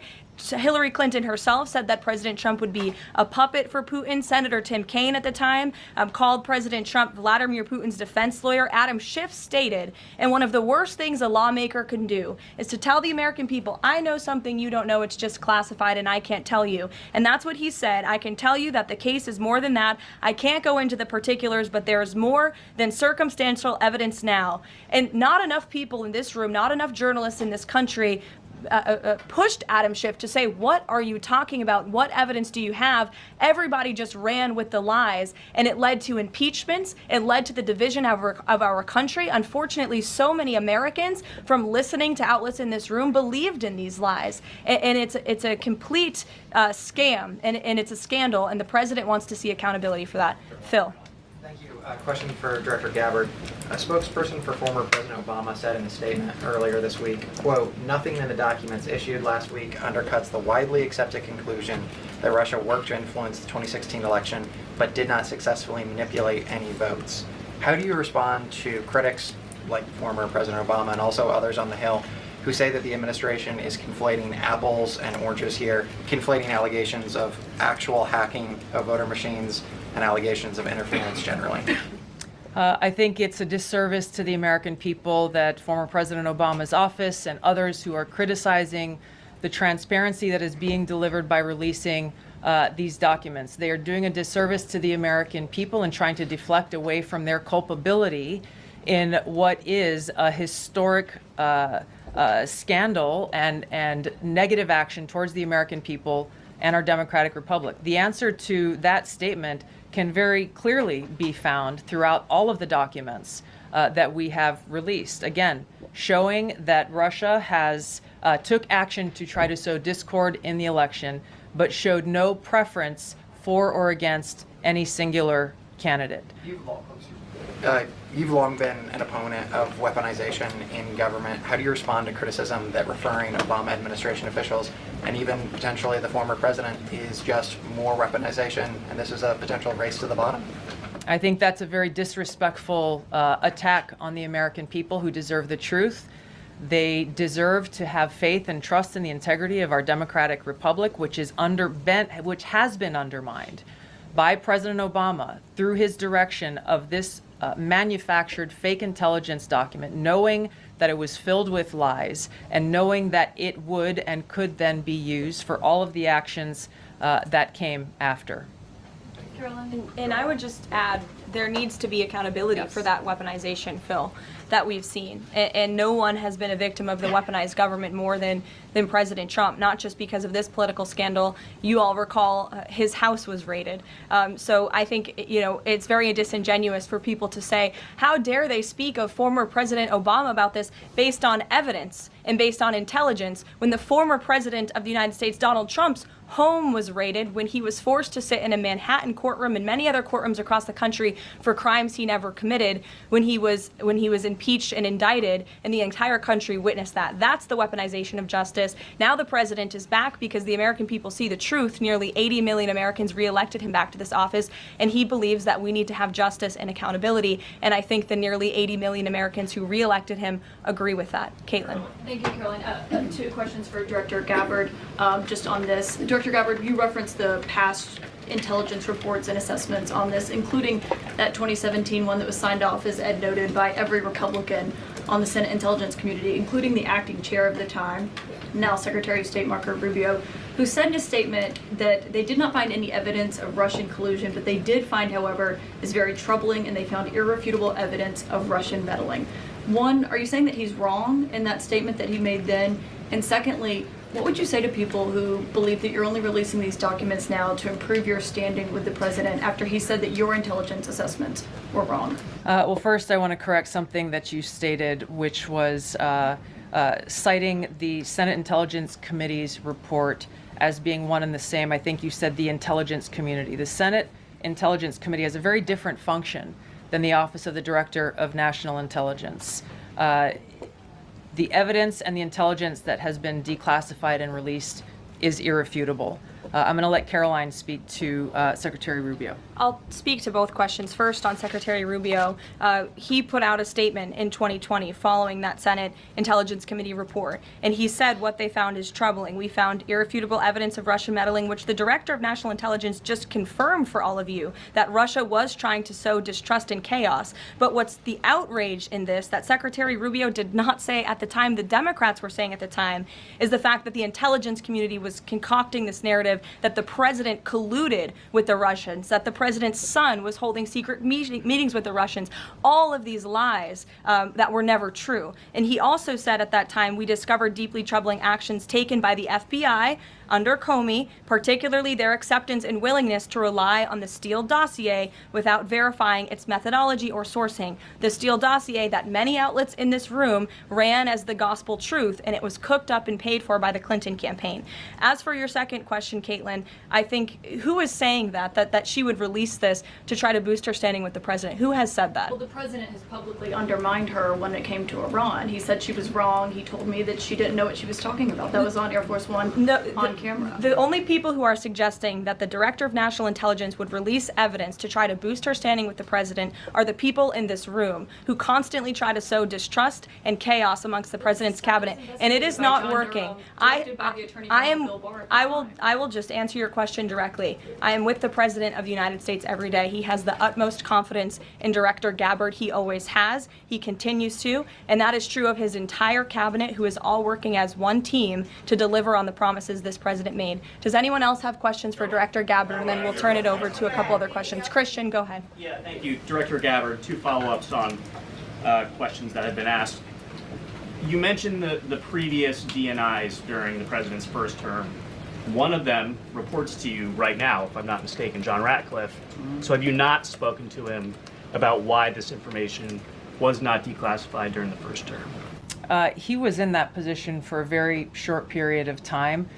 The work that began back then, we have picked up and absolutely completed. We are continuing to investigate this. Additional whistleblowers are now coming forward because they see an opportunity for the truth to come to light.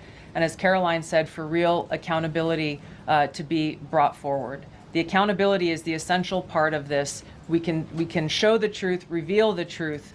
The accountability needs to occur to be able to start to restore that trust in the integrity of our democracy. And then just quickly, I know you said you would leave the charging to DOJ, but the statute of limitations on conspiracy is 5 years. So what else could they possibly pursue besides treason? I think that's a great question for Attorney General Pam Bondi. We're providing all of the evidence, all of the intelligence that we have, both redacted and unredacted versions, referring it to the Department of Justice and the FBI. We'll take one more. Charlie, go ahead. How credible was the information about Hillary Clinton's health? The report said that it was from sourced from the DNC. Have you seen that information, or do you think that maybe Russia was overemphasizing what they had? All I have seen is what the Intelligence Committee have reported through their investigation. I think the underlying point there is that we understand from intelligence what Russia said that they had. And the important point here is that if they were trying to influence the election, as President Obama and James Clapper and John Brennan, everybody said they were doing in order to support Donald Trump's election, they would have released the most damning of that information, some of which I detailed here. You'll find the rest in the report, prior to the election to help Donald Trump win. They specifically withheld what they had on her, the most damning information, because they thought that she would win the election. They had plans to release it just prior to her inauguration to, again, sow discord and chaos in America. And if I may, on Jeffrey Epstein, can you rule out that he was connected in some way to any kind of intelligence, either foreign or domestic? I haven't seen any evidence or information that reflects that. If anything comes before me that changes that in any way, support the president's statement loud and clear. If any credible evidence comes forward, he wants the American people to see it. Great. Director Gabbard, we thank you for your time today. I know you're a busy woman, so we'll let you get out of here, but thank you so much. Okay. I know there's many issues going on today across the world and here at home. If you have any other further questions, I'm happy to take them. Ed, why don't you go ahead? Yeah, thank you, Caroline. So the Japan trade deal, is that Japan trade deal the start of this number of trade deals that the Treasury Secretary says we're going to see by August 1st? I think it is. I mean, as you said, we had Japan yesterday. We also had Indonesia, and we had the Philippines as well. The president announcing all three. He came in as the closer in all three of those. I've said many times from this podium that the president's trade team has been in active talks and discussions with many countries around the world, and you've all been anxiously awaiting what those countries were. Now you know three of them, and there's many, many more to go. We have now sent 25 letters to countries around the world. But just to reiterate this Japan deal, for those at home who may have missed it, Japan will now pay a 15% tariff versus the reciprocal rate of 24% that they initially had. Auto and auto parts tariffs have been reduced to 15%, but the centerpiece of this deal now is the president got Japan to commit to $550 billion in investments to revitalize American industries. And these funds will be spent at President Trump's discretion and direction into key industries such as energy, semiconductors, critical minerals, pharmaceuticals, and shipbuilding.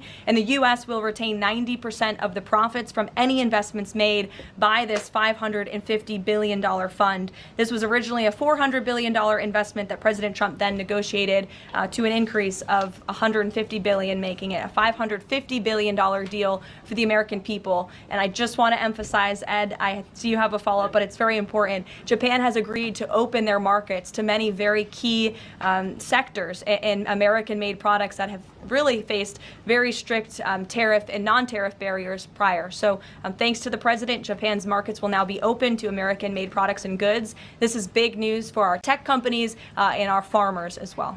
On Monday, the Treasury Secretary is going to Stockholm to talk to the Chinese delegation. What does the president hope to get out of that meeting? Are there deliverables? I won't speak to any deliverables or set expectations. I'll let the Secretary of Treasury do that. But I did speak to him yesterday about his upcoming trip, and he looks forward to continuing discussions with his Chinese counterparts.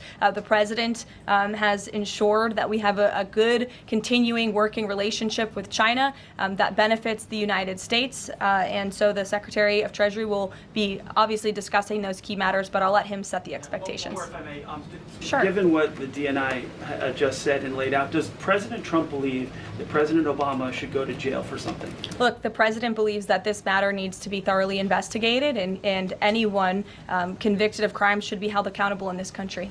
Go ahead. Special Envoy Wickoff is headed overseas again. Good to see you, Olivia. I haven't seen you since the campaign trail. Yeah, it's good to see you. He's headed back overseas. Can you give us a sense of what the marching orders are to some of the people he'll be meeting with, and specifically as it relates to Gaza and ongoing talks there? Yes, Special Envoy Wickoff is headed to Europe, where he will meet with key leaders from the Middle East to discuss the ongoing ceasefire proposal to end this conflict in Gaza and to release the hostages. These are very sensitive negotiations that are currently taking place.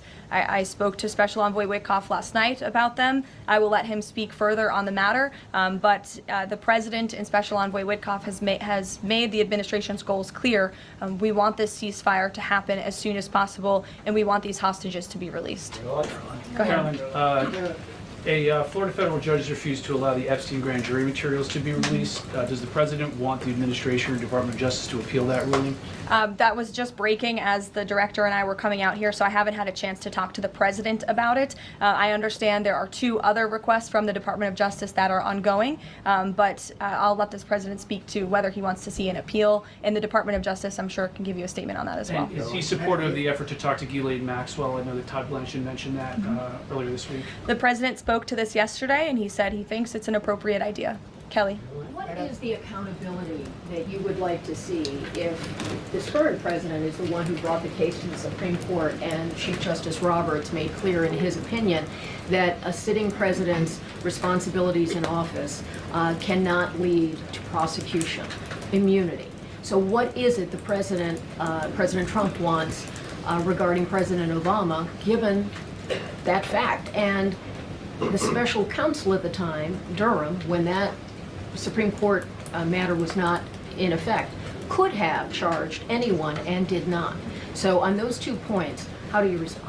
Look, the president has made it clear that he wanted these documents to be declassified. He wanted the American people to see the truth, and now he wants those who perpetuated these lies and this scandal to be held accountable. As for what accountability looks like, as the director said, it's in the Department of Justice's hands, and we trust them to move this ball forward. But you would agree President Obama cannot be charged based on that immunity? Again, I'll leave that to the Department of Justice. Stephanie. In light of the Japan deal, are sectoral tariffs now up for negotiation with trading partners? And in a similar note, are these negotiators asking for investment funds, sort of like what Japan had agreed to? As for sectoral tariffs, I understand that the president continues to be in talks with our Secretary of Commerce. We have made commitments on various sectoral tariffs, as you know. The Department of Commerce has initiated studies to then move forward with implementing those sectoral tariffs. So I would defer you to them for further comment. Meredith. I wanted to ask if the White House has any update on the Commerce Department employee who's been detained or banned from exiting China, and if there are any efforts to get him out. I can assure you and the American people that the administration is actively monitoring the situation and engaged, but typically we don't comment on individual cases like this as we are sorting them out. Sure.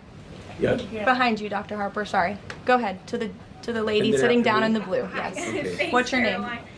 What's your name? My name is Caroline also. Caroline Boda with the Center Square. Great.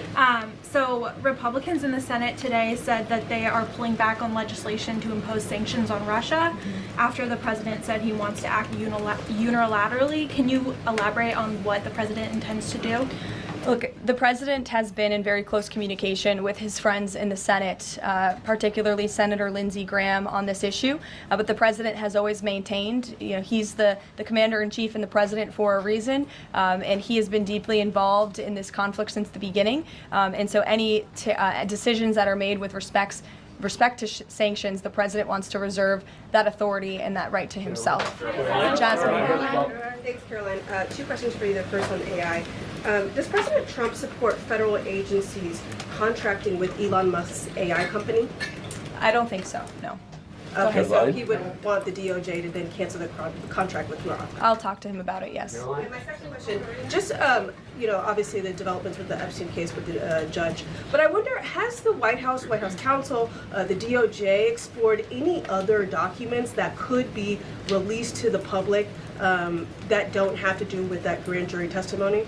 To my knowledge, the Department of Justice has moved forward with the request to unseal that grand jury testimony, and as you know, they have also moved forward with interviewing Ms. Maxwell, which I believe will be taking place very soon. Go ahead. Sure. Thanks, Caroline. I have a question about Paul Ingrassia, the OSC nominee who faces a Senate committee hearing tomorrow. Tom Tillis said that he wouldn't vote for Ingrassia if a vote came to the Senate floor. 24 worker advocacy groups have said that they don't support his nomination. What is the White House planning to do to sort of turn the tide or convince legislators that they should vote for him? The White House is always in communication with members of both the Senate and the House, and we stand by the president's nominees. Sure. In connection with the Mueller investigation, a grand jury indicted 13 Russians.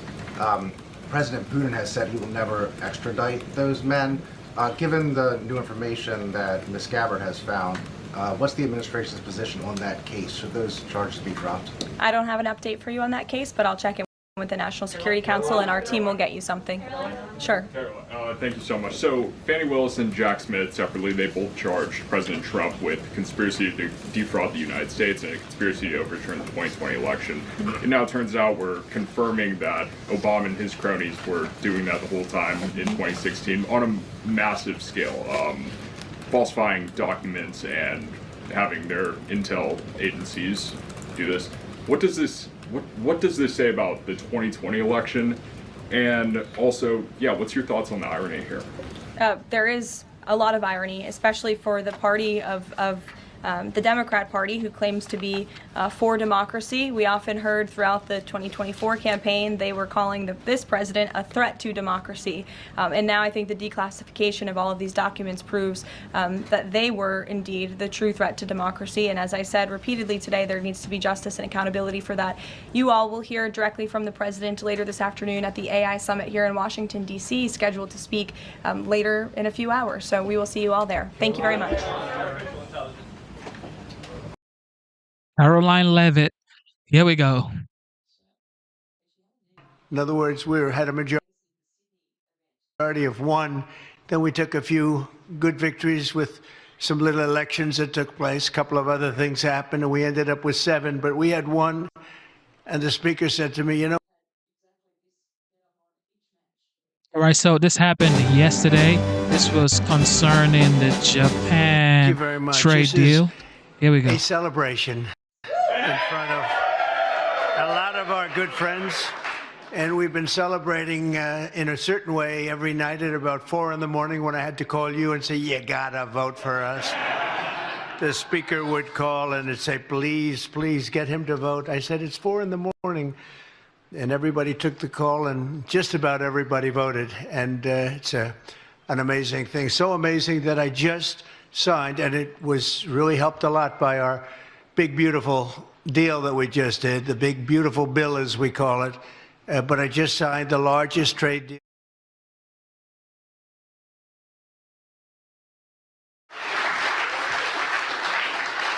And that was done with Japan. They had their top people here, and we worked on it long and hard, and it's a great deal for everybody. I always say it has to be great for everybody. It's a great deal. A lot different from the deals in the past, I can tell you that. But we're doing really well as a country. We're strong. We have a lot of money flowing in. The tariffs are kicked in better than anybody other than me and a few of the people in the room. thought could happen, Howard and Scott.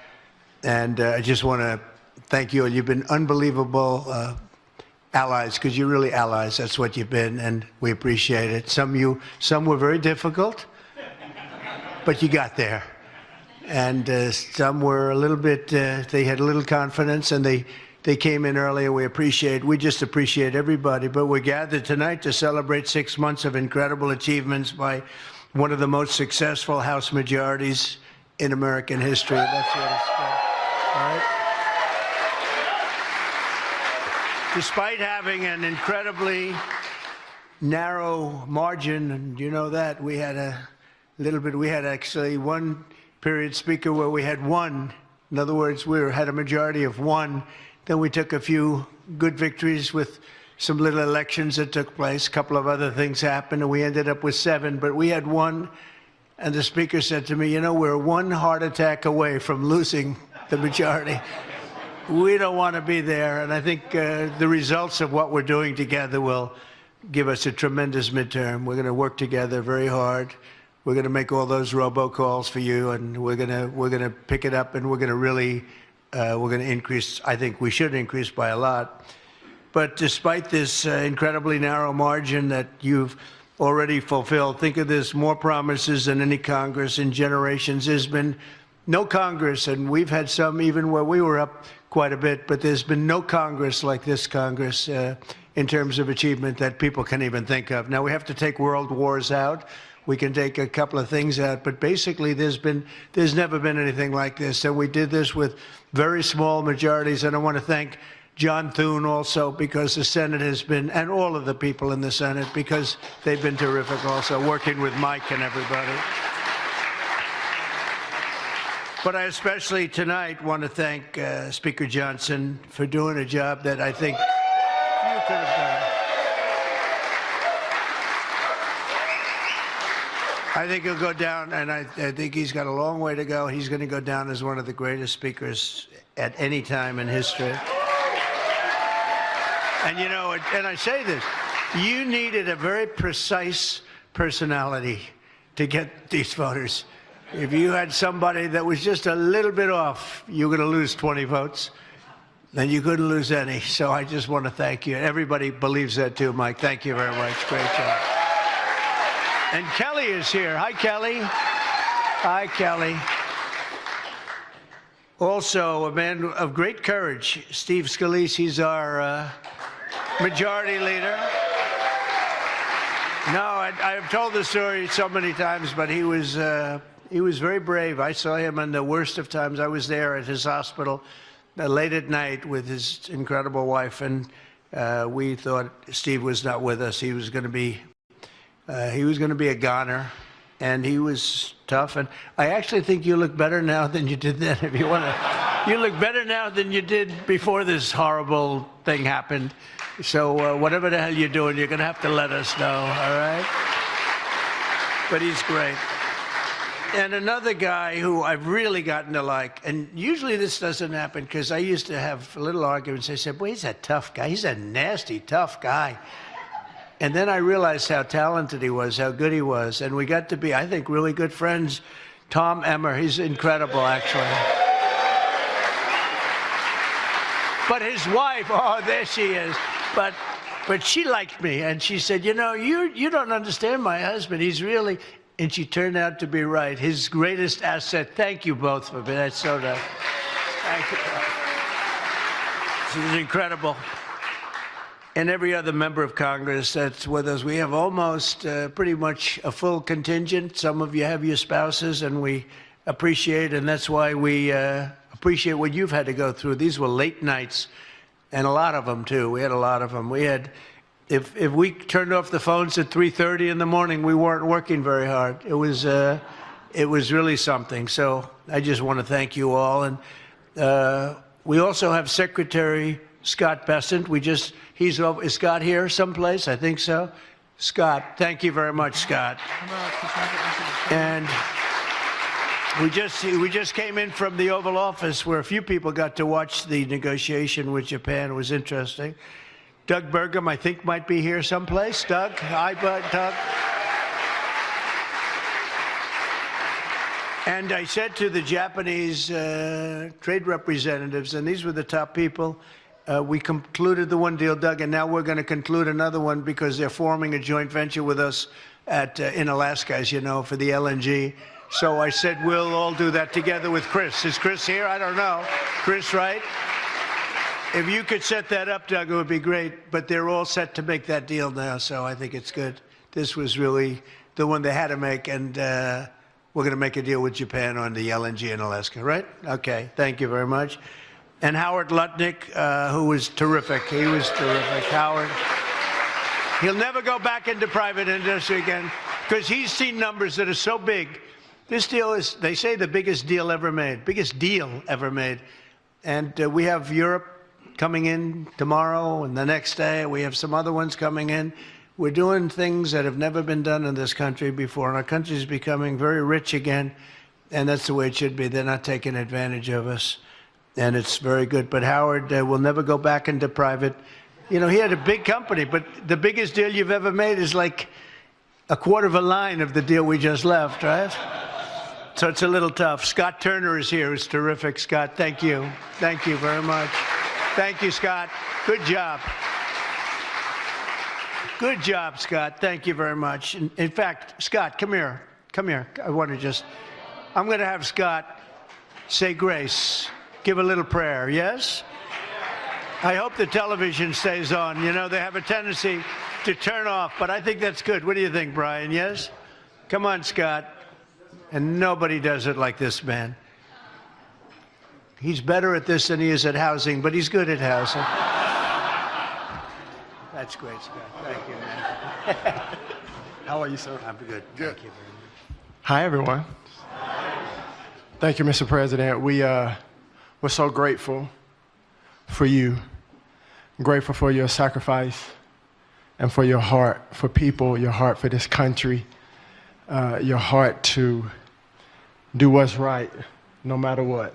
Thank you, Scott. And I'm so grateful that the Lord called us to be together for such a time as this.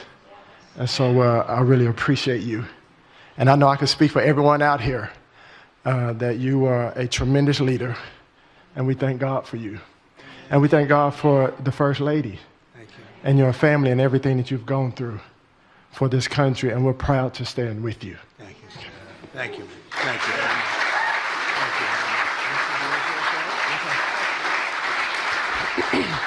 Okay, let's pray. Father in heaven, we thank you. We're so grateful that we have this time to stand in your presence. Father God, we are at the White House. Father God, the most powerful place in the land. And Father, we thank you that President Trump allows us to take this time and go before the throne of heaven and give you reverence. You are the King of Kings and the Lord of Lords, and Jesus, we thank you. We thank you that you love us so much. God, we thank you for this awesome privilege to serve the people of the United States of America.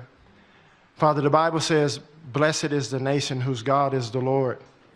And Father, we put you on your rightful place tonight on the thrones of our heart. And Father God, on the throne of this country. Father God, we humble ourselves before you tonight, and we thank you for your goodness, for your mercy, for your grace. Father, we pray for those precious people in Central Texas, Father God, that have lost loved ones, who have lost children, who have lost family members. Thank you, God, for those on the ground who are working hard to, Father God, to help those to be recovered and rescued and restored. And Father, we pray in the days ahead, it's going to get real dark, but Father, we know that you're a light in the midst of darkness. Lord, thank you for the people of Texas, that they are so resilient. And God, we thank you that you are so faithful in the midst of the storm. Now, Father, tonight we thank you for every congressional member, their staff, their families, their spouses. Lord, thank you for giving us favor to pass this one big, beautiful bill and what it does for the people of this great country, not just for now, but for the posterity of our nation. And Lord, tonight, may you be glorified in our time together. And Lord, I pray that you will bless our president. God, everything he puts his hands to, we pray you will bless it. Strengthen him. Father, give him wisdom like never before. Open his eyes to see like he's never seen, and his ears to hear your sweet, small voice in the midnight hour. Lord, let him know that it is well with his soul. In Jesus' name, amen. Rob looking like a proud father. I told y'all this guy was good with this stuff. Beautiful. Thank you, Scott. That's beautiful. Thank you very much. So nice. So we also want to thank Linda McMahon, who's right now, where are you, Linda? She's out negotiating with a lot of different people. What a great cabinet member in person, and she's working on bringing education back to the states where it belongs, and lots of other things like how come Harvard got $5 billion in the last year and a half or 2 years. $5 billion they got. Linda said, you know, you're not going to be happy. What? Harvard's getting billions and billions of dollars, and they're not spending it nicely, and they're very discriminatory and lots of other things. And she's got a tough judge. She's got a judge that would typically not be with us, but I don't want to say that because you never know what happens. But we'll win that case ultimately. We're going to win it. No decision made yet, but she's in the middle of a lot of things. But Linda, you have been unbelievable. Thank you very much. Great job you've done.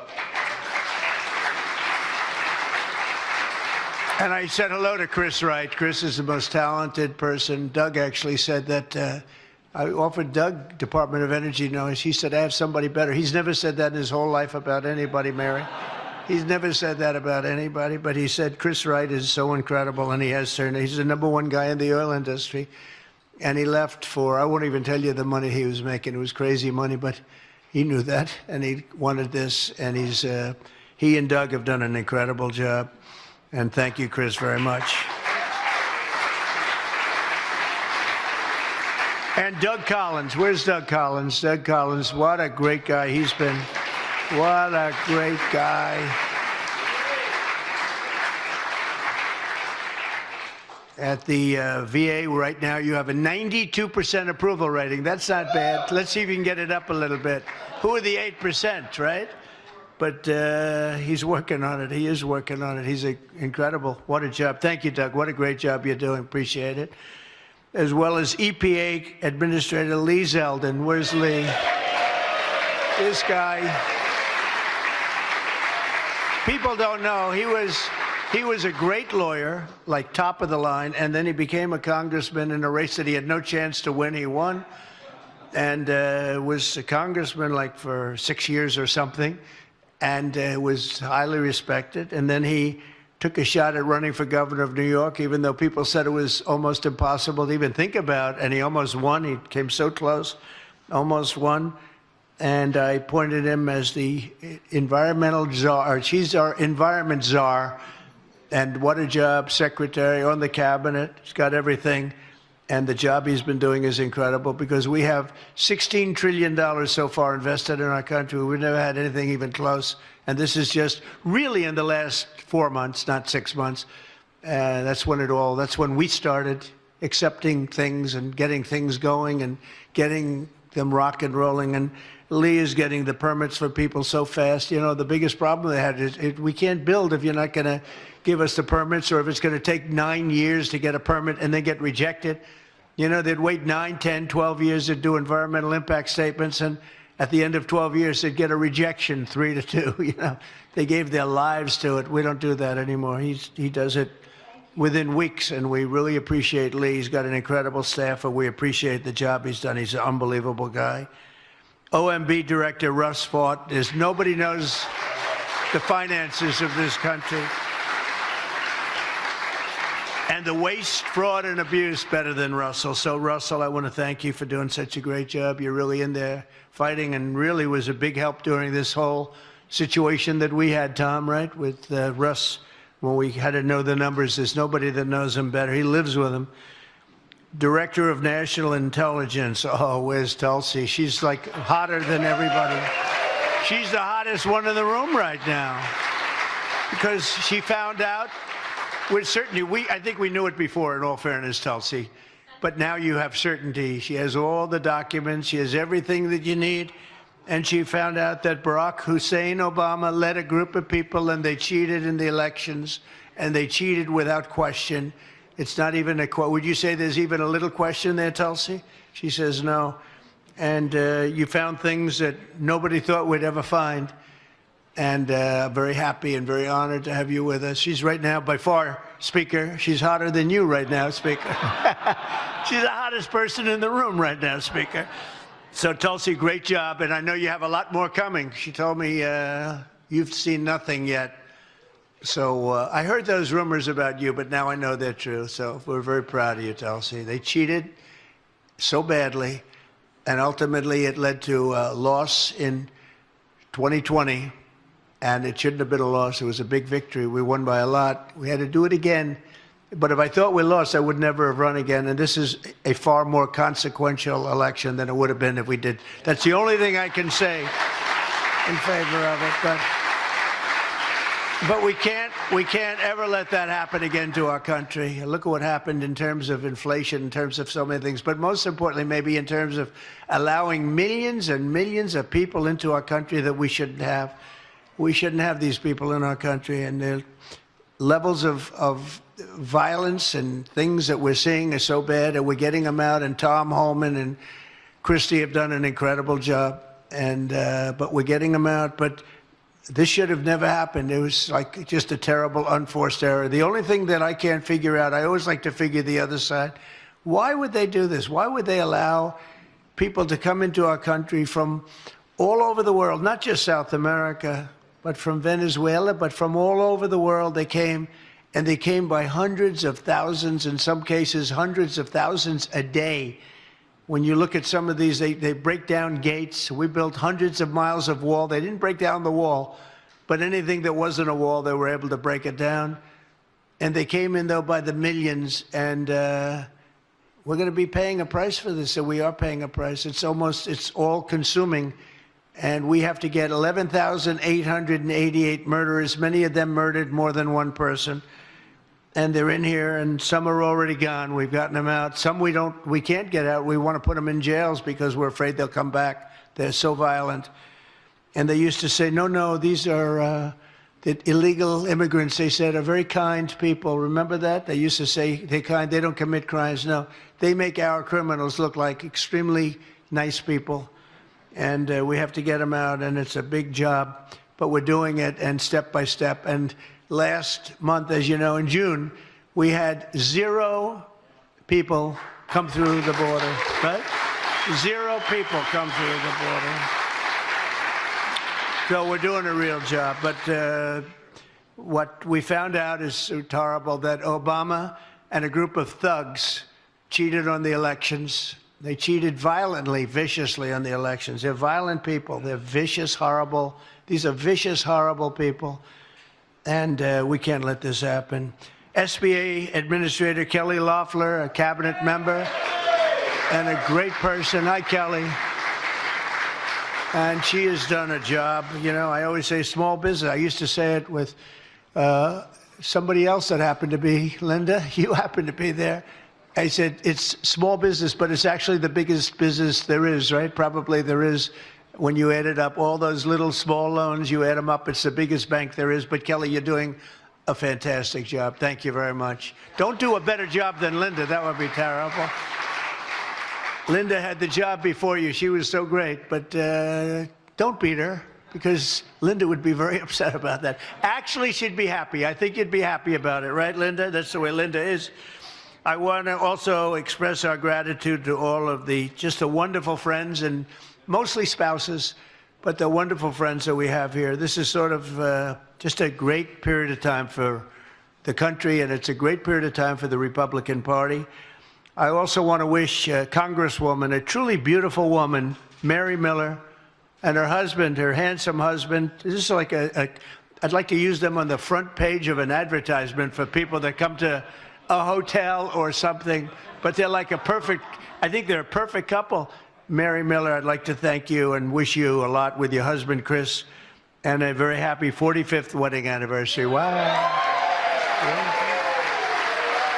It's a beautiful couple with beautiful children and grandchildren. Good. Keep it going. Keep it going. Mary's very respected too, Chris. You know that. She's doing a fantastic job. Beautiful woman. And happy birthday to Representative Robert Adderholt. Where is Robert? Robert, happy anniversary, Robert. Happy birthday. Happy birthday. So we have an anniversary, we have a birthday today. Anybody else having a birthday or anything? Robert, great job you're doing. Thank you very much. We appreciate it very much. Time and time again, the House Republican majority has defied the odds to deliver win after win for the American people. They were giving us very small odds of doing this bill. In fact, we were originally breaking it up into 7, and then 6, and then about 3 and 2. And then ultimately we said 1, and I had it a little different name. I had one great, big, beautiful bill. But Steve said that's too much. That's a little too much. Let's take the word great out. But it is great. It was a little tougher to say, a little too long. But we took the word great out. But it is really one incredible situation that we passed. And people said that we'll do a number of bills and it'll be much easier. Typically, that's the way, except the problem was you had some where for the good of the country you had to do certain things, but it wouldn't necessarily mean you were going to get the votes. But you needed it for the good of the country. But the big, beautiful bill, the beauty is that it had something in it and a lot for everyone, including the people in this room that had a vote. So I think it was an incredible decision that we made pretty early on, right? We had a lot of people that were skeptical, Mike, about doing the 1. They said it's just not possible to get it passed. And I think it actually turned out to be the biggest advantage because everybody had something in it. No matter who you were, you could go back and say, look what we got. Oh, well, that's okay. So it really worked out well. You passed the Lake and Riley Act. You passed the Halt Fentanyl Act. That's big stuff. You know, we are tariffing countries that are sending us fentanyl and working with fentanyl. And sadly, we're taking in billions and billions of dollars, but we don't want to take in billions for that. We want them to stop, and they will. With the help of our great First Lady, you passed the Take It Down Act. That's a big thing, and it was a bipartisan. That was very bipartisan. I think I'll ask her to get involved in more action. It was like a real bipartisan, not where you had 2, but you had a lot of Democrats vote for that one. That's a beautiful thing, the horrible things that take place on the internet. And they destroy children, and children do bad things to themselves, including, you know what, the word is suicide. And it really broke our heart to see it so often, so much. And take it down, we take it off the internet. They do things that are so bad. And it was a great thing that you did, bipartisan. On July 3rd, you passed the One Big Beautiful Bill, and that's going to go down, I think, as one of the most monumental achievements ever in congressional history. In one historic package, we delivered the largest tax cut in American history, the largest spending cut in American history, and the largest border security investment in American history. And we got no tax on tips. Think of it, no tax on Social Security. We have no tax on overtime. It's just been, there's never been anything like it. And when you explain it, you know, because the Democrats are out there saying, death. That's all they're given you know, the word manufactured. They manufactured. The word they use is death. That's the only thing they're good at. That's the only thing. So they have death. And when we get out and sell, it's the opposite. It gives us life. It gives the country life. It gives, you could look at Medicaid, Medicare, Social Security. It gives it life. It means it's going to be here. They're going to be here. They wouldn't be here. I don't think we'd have a country. You want to know the truth? If we didn't win this election, I don't think we'd even have a country. But we've achieved more in 6 months than the most administrations have achieved during their 4 years or even 8 years. We've achieved more in 6 months than most administrations have achieved, whether it's 4 years or 8 years, which is pretty incredible. And when I was in Saudi Arabia, we took back $5.1 trillion. We went to Qatar, we went to Saudi Arabia, and UAE. Great leaders, all three, and great. They were great. And they invested, when I say took it back, I mean took it back in terms of an investment in the country, $5.1 trillion, with a T, trillion dollars. And the King of Saudi Arabia looked at me, he says, you know what? 1 year ago, America was dead. Your country was dead. He said, and now you have the hottest country anywhere in the world. That's a big statement, and that was 2 months ago. But he said, you went from a dead country, which is pretty hard to hear that, but it's true. I mean, think of it. We had a dead country. We had an embarrassment. All over the world, they were laughing at us like we were a bunch of fools. We had a dead country. Now we have the hottest country anywhere in the world. There's no country even close to being as hot. And those great representatives of Japan that a few of you, including the speaker, got to see in action, smart and sharp. And they said the same thing. They said, look, you have the hottest country in the world. So since I took office, the NASDAQ and the S&P 500, and they just did it again today, have set more than a dozen record highs. Core inflation is way down, below 2%. Think of that. And gas prices are the lowest they've been in many, many years. You know, it's interesting. I watch the Democrats, and they get on these shows. Well, prices are up. Energy is up. Gasoline is through the roof. Food and groceries are up. They lie. One guy even said eggs are up, and we reduced it by about 5 times. Think of it. Eggs, because when I first got here, the first week, they hit me. The fake news back there, they hit me. First week, they're screaming at me, eggs are through the roof. What are you going to do? I said, this isn't my problem. This was, Biden did this, not Trump. But they were screaming at me. I said, just give me a chance. And I will say our Secretary of Agriculture, Brooke, did a great job. Brooke Rollins, she did a great job. She's here too. Thank you, Brooke.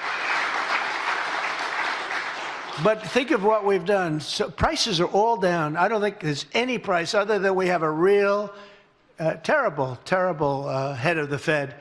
And if he brought down interest, you know, in Europe, the European Union, they've lowered their interest rate now 11 times, and we haven't lowered ours at all. He's a stiff. He's a knucklehead. And I was very nice to him at the beginning because I know how to sell. And, you know, at a certain point, it didn't matter anymore because the guy is just not a smart person. Shouldn't have been there. And I blame myself in a way for that, but I blame Biden for extending. I was surprised that they extended him, but they did. I think they extended him because they knew how much I couldn't stand him. So they did it for that reason. But and he did lower the rate before the election 2 or 3 times. It's the only time he's really acted like that. But no, he's a bad job. And he's hurting people. He's hurting people that can't get houses because they don't have mortgages. And I don't know if he knows it or not. He's either evil or stupid, and either is really not acceptable. But he's not doing a good job. And but he's only going to be there for a short while. Not going to be there much longer. Our deregulation efforts are saving the typical family thousands and thousands of dollars. So remember, when you're campaigning, got to remember this. Prices are down, groceries are down, oil is down, energy is down, gasoline is, wow. We hit $1.99 a gallon today in 5 different states.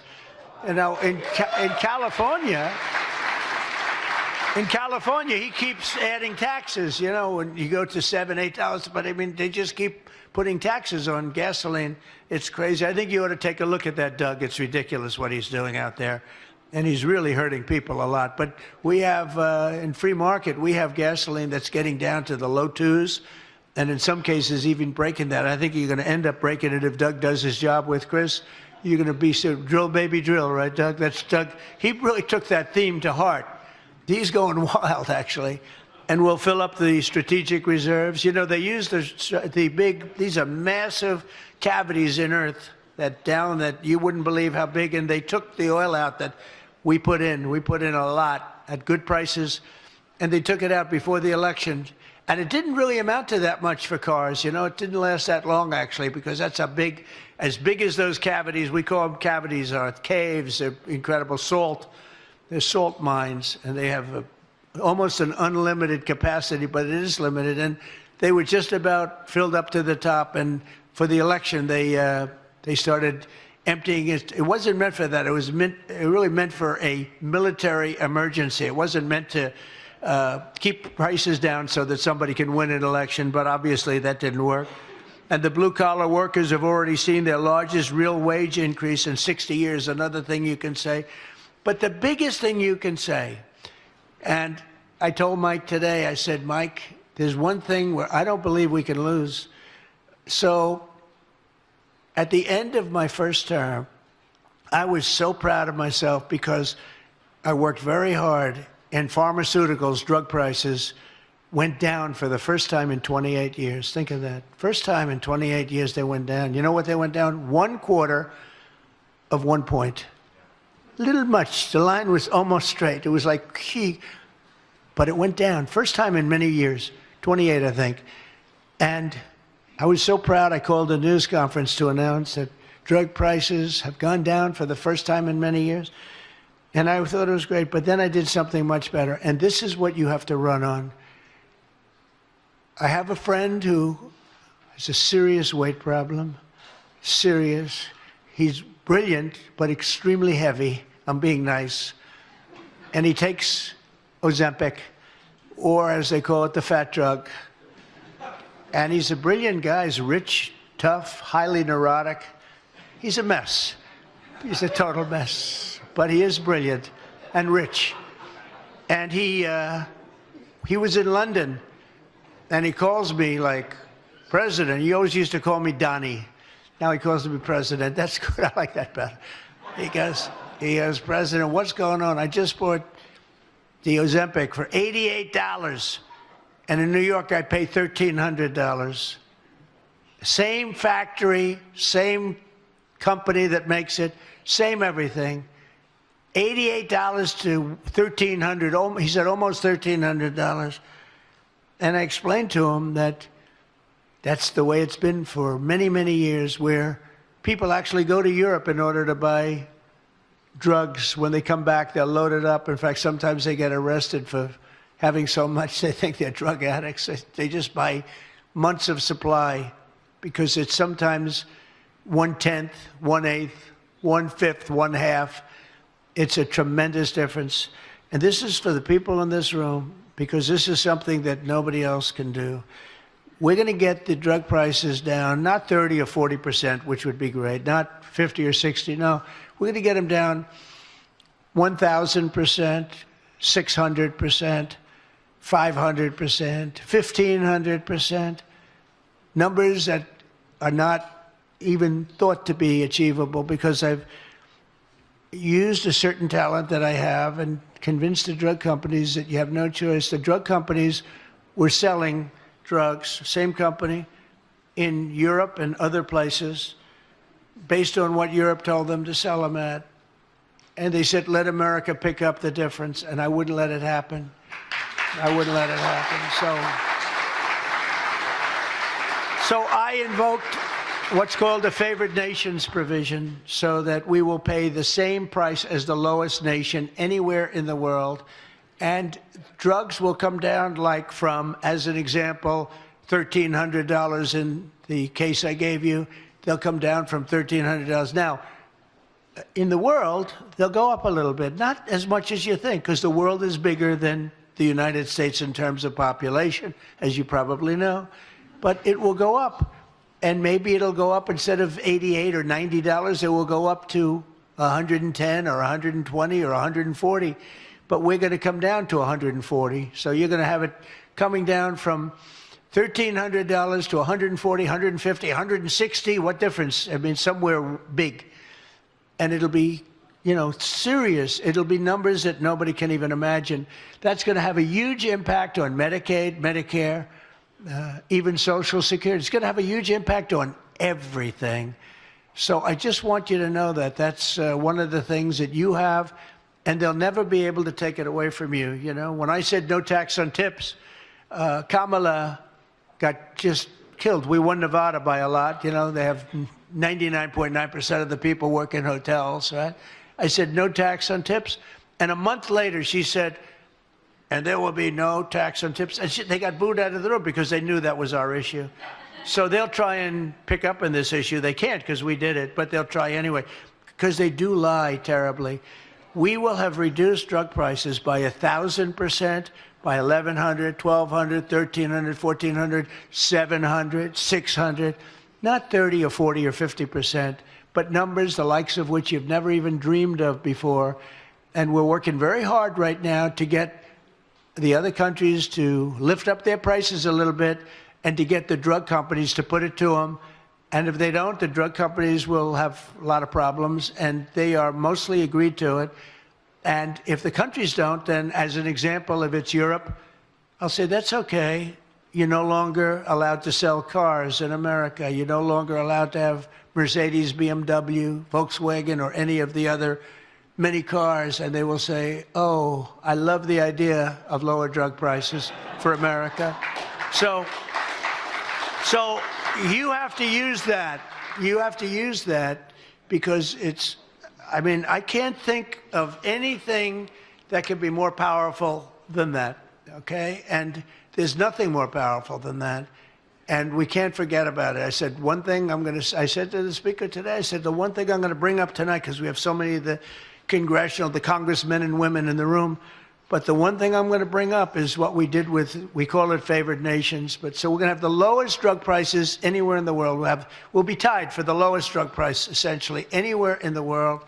And you can win your election. I don't care where you come from. That helps everybody. There's no other point, I think, that can, what do you think, Mary? Do you agree?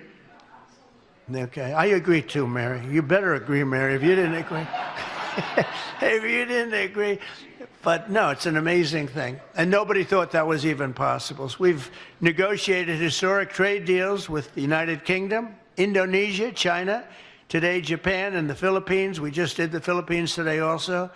A good deal. We have stopped wars between India and Pakistan, the Democratic Republic of the Congo and Rwanda. That was going on for 30 years. And by the way, India-Pakistan was probably going to end up in a nuclear war if they kept, you know, they shot down 5 planes in the last attack. And it was back and forth, back and forth, back and forth. And I called them and I said, listen, no more trade. If you do this, you're not going to be good. But they're both powerful nuclear nations. And that would have happened. And who knows where that would have ended up. And I stopped it.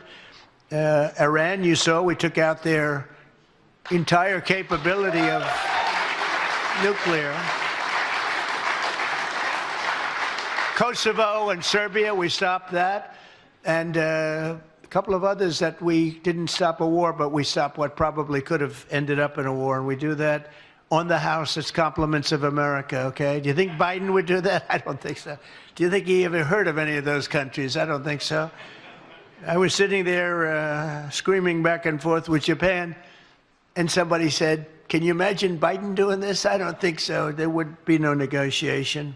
We'd just be ripped off like we have been. We've been ripped off so many years by friend and foe. And you know what? The friend has been worse in many cases than the foe, but ripped off on trade and other things. And I'm very proud to tell you that with NATO, the European, if you look, the European countries essentially will be buying our equipment, paying 100% on the dollar, and then they're going to distribute it to where they're going to distribute it, which is going to be to Ukraine or whatever. But they're buying it, so we're not going to have the expense of giving away. Biden gave away $350 billion worth of equipment, or cash. Worse than equipment, cash. So we want to find out about that someday, I guess, right? But they were supposed to buy their own equipment, but you know, I have a feeling they didn't spend every dollar on the equipment. But they are brave. Look, they're fighting a hard fight, and we're no longer going to do that. Our great companies, we make the best military equipment in the world, and our great companies are going to be selling now, and they'll be using it. So even those people that don't want to be in the war, and I'm one of them, but even those people are saying, wow, that's pretty good. That's pretty good. So they'll be able to defend themselves, and we will no longer be paying for it. And I think that's a very big thing. So we've achieved incredible things in a very short period of time. And in polling released just last week, it was announced that the approval for congressional Democrats under Hakeem Jeffries has reached the lowest ever recorded, 19%. And Republicans are doing well. And I have the best numbers I've ever had. You know, it's amazing. I watch people on television. Well, what about Donald Trump's polling numbers? Yeah, they're the best numbers I've ever had. And with this made-up hoax that they're talking about, my numbers have gone up 4 and 5 points. They want to do anything to get us off the subject of making America great again. And we're not going to put up with it. And remember, don't let them forget, it's so important, Obama cheated on the election. Look, the camera just went off. Obama, the red light just went off. Can you believe these people, how bad they are? Obama cheated. When they give you all the nonsense, Obama cheated, and his people cheated, but he was there. You ever hear this? They talk about, if they ever even mention it, they never mention his name. Just the opposite with me. But they only mention my name. They don't mention any of you guys. They don't mention Tom. They don't mention Steve. They don't mention our great speaker. They mention Trump all the time. I'd like to have them mention you. But remember this, Obama cheated on the election. And we have it cold, hard, blue, and it's getting even more so because the stuff that's coming in is not even believable. So, and you should mention that every time they give you a question that's not appropriate. Just say, oh, by the way, Obama cheated on the election. You'll watch the camera turn off instantly. But I want to thank all of you again, once again. This is an incredible job. It's incredible people, really incredible people. And, you know, it's very interesting. I got to know so many of you over the last 6 months, really. But so many of you, some I didn't know. But you have tremendous talent in the office. Some I spoke to too much. And I particularly like the ones I didn't have to speak to at all, Mary. I didn't have to call Mary. But in particular, but I like them all. Look, in the end, we got there. We got the vote of almost all, a couple of people that will never vote, no matter what. You know, they think it's so cool not to vote. They have no suggestions. They have no ideas. They have no nothing. They just want to vote no. I don't know why. They're not doing very well on the polls right now, by the way, I'll tell you right now. But I want to just, if I could for a second, because he really deserves it, is truly a spectacular person, spectacular man. I'd like to ask the Speaker, Mike Johnson, to come up and say a few words.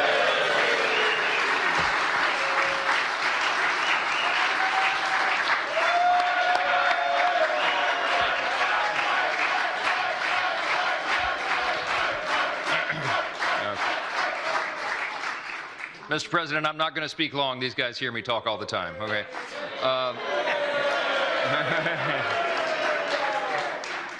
I just want to say that we have been making history together, and we're making history because you are the visionary, bold, strong leader that America needed. The American people recognize that. They gave us a mandate, and we're delivering on it. The exciting thing about the Big Beautiful Bill is America First is no longer just an agenda. It is now the law of the land, my friends.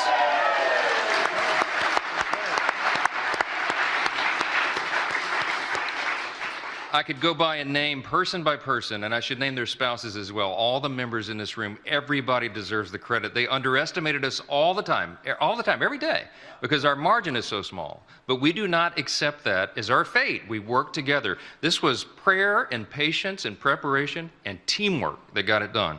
We began this about a year and a half before that bill was delivered. The deliberate work down in the trenches. I could name the chairman of all of our committees, 11 committees of jurisdiction that worked on the Big Beautiful Bill. All the members in here who contributed their ideas, their thoughts, their expertise. They gave their heart and soul to it, Mr. President, because they wanted to deliver for you and deliver for the people, and we did it together. And I'm telling you, this is landmark stuff. There's not anything bigger I think we may ever work on, ever, in this legislative arena, because it may not even be possible, but we did it. And I'm so grateful and I'm so thankful and humbled to work with this group. Mr. President, they are committed to the country as you are. You are the strong leader, the example for us. With your stamina, we know we can never sleep, okay? We've got much more to do to deliver for the people, and we're going to do it. We thank you for the opportunity. Thank you for the celebration. Everybody here deserves it. God bless.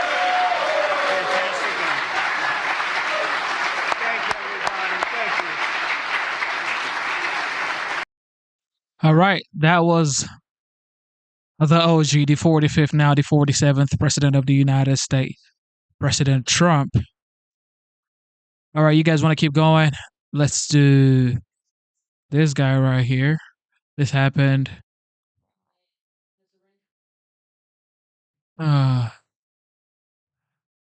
yesterday with the leader of Philippines.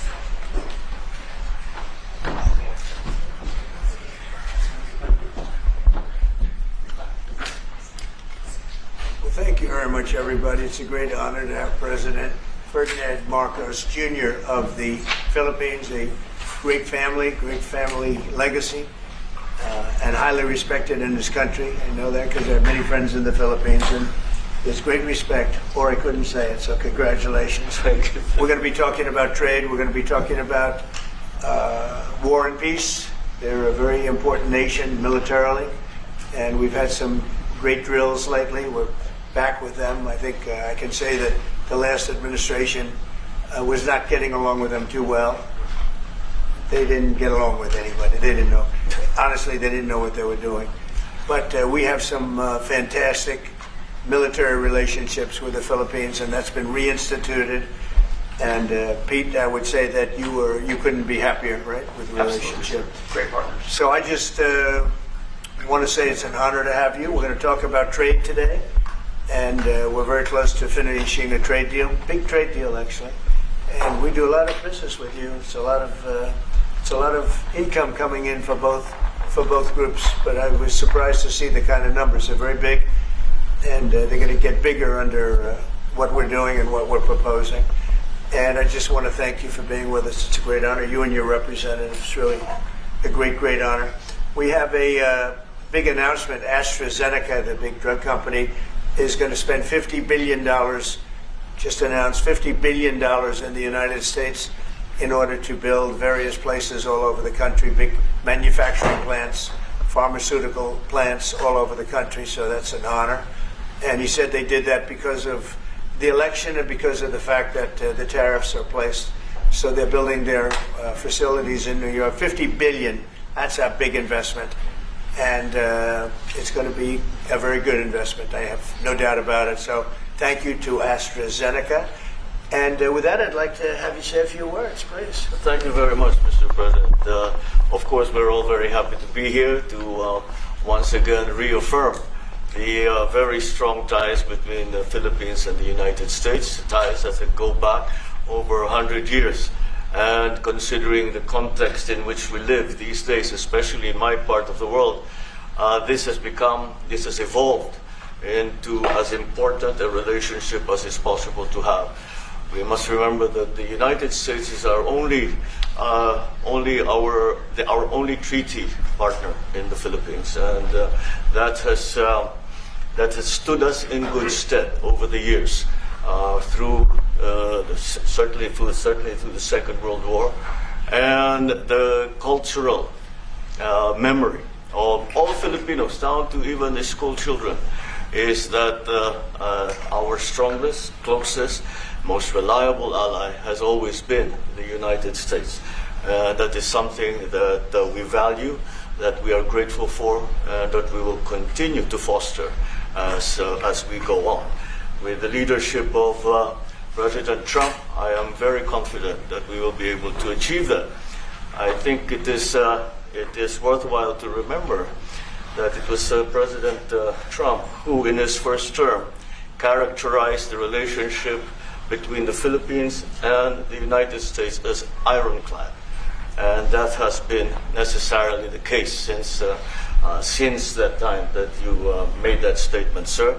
And it is something that the Philippines will always hold close to its heart. Thank you once again, and we are honored, and it is our great pleasure to be here and to visit with the President of the United States. Thank you, sir. It's my great honor.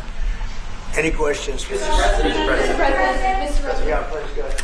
Go ahead. Mr. President, do you think that Chair Jerome Powell should resign? I think he's doing a bad job, but he's going to be out pretty soon anyway. In eight months, he'll be out. But I call him too late. He's too late all the time. He should have lowered interest rates many times. Europe lowered their rate 10 times. We lowered ours none. And it's causing a problem for people that want to buy a home. Look, our economy is so strong now, we're blowing through everything. We're setting records. You know that, you see that. And whether it's the Philippines or anyone else, we're setting records at levels that nobody's ever seen before. But you know what? People aren't able to buy a house because this guy is a numbskull. He keeps the rates too high, and probably doing it for political reasons. The only time I remember him cutting rates, he cut the rates just before the election to try and help Kamala or whoever he was trying to help. He probably didn't know. And he's building a building. He's $2.7 billion. They have a $900 million overrun. What is that? And that was given by Biden. That was another Biden deal. And this guy's building this building that's severely overrun. And what does he need the building for? What does he need? He needs space for more people. So they did a big study the other day, and they called all of the great intellects and the great economists and all of the great everything. And it was 71, and only 2 got it right: me and another gentleman that happens to be very smart. 69 people got it wrong, and the Fed got it wrong, more wrong than anybody. And he has these think tanks, and they build buildings for people that think, and it's really not thinking. It's a little bit of combination of thinking, but it's something you sort of have or you don't have. They don't. The job he's done is just terrible. He ought to raise interest rates. We should be at 1%. We should be leading the world. Instead, we're paying 4%. And if you look at what that means, that's over $1 trillion in interest that we have to pay. That with the striking of a pen, we would be saving more than $1 trillion. Is that right, Scott? Yes, Do you have sir. anything to say about it? Yes, sir. I called yesterday and this morning for the Fed to do a big internal investigation to understand not their monetary policy, but everything else. The Fed has had big mission creep, and that's where a lot of the spending's going. That's why they're building these new or refurbishing these buildings. And I think they got to stay in their lane. And I think that based on the way they cut rates last fall, they should be cutting rates now. It's inconceivable. I know the Fed very well, that they can be spending $2.7 billion to build a building. They don't do anything. It's the greatest job. You show up one day, a half a day, you make a little speech, the economy's doing well, the economy's not doing well, we're going to raise interest. And he's got it wrong. That's why I call him too late, T-O-O, too late. And it's really too bad. But it is affecting people that want to buy houses, and that shouldn't happen. And Mr. President, And he should lower them. Those rates should be 3 points lower. That's what they should be, 3 points lower, maybe more than that. Mr. President, I would like to ask both of you Yes. one question. Mr. President Marcos, next year, Philippines is going to be the rotating chair of ASEAN. I wonder how do you plan to balance your relationship between the United States and China? And for President Trump, Kremlin yesterday said if you are going to Beijing in September, they wouldn't rule out a meeting between you and President Putin. Is such a meeting possible? And how soon do you plan to visit China? Well, we have a lot of meetings possible. President Xi has invited me to China, and we'll probably be doing that in the not too distant future. A little bit out, but not too distant. And I've been invited by a lot of people, and we'll make those decisions pretty soon. Please. Well, as you say, we are chairing ASEAN for 2026.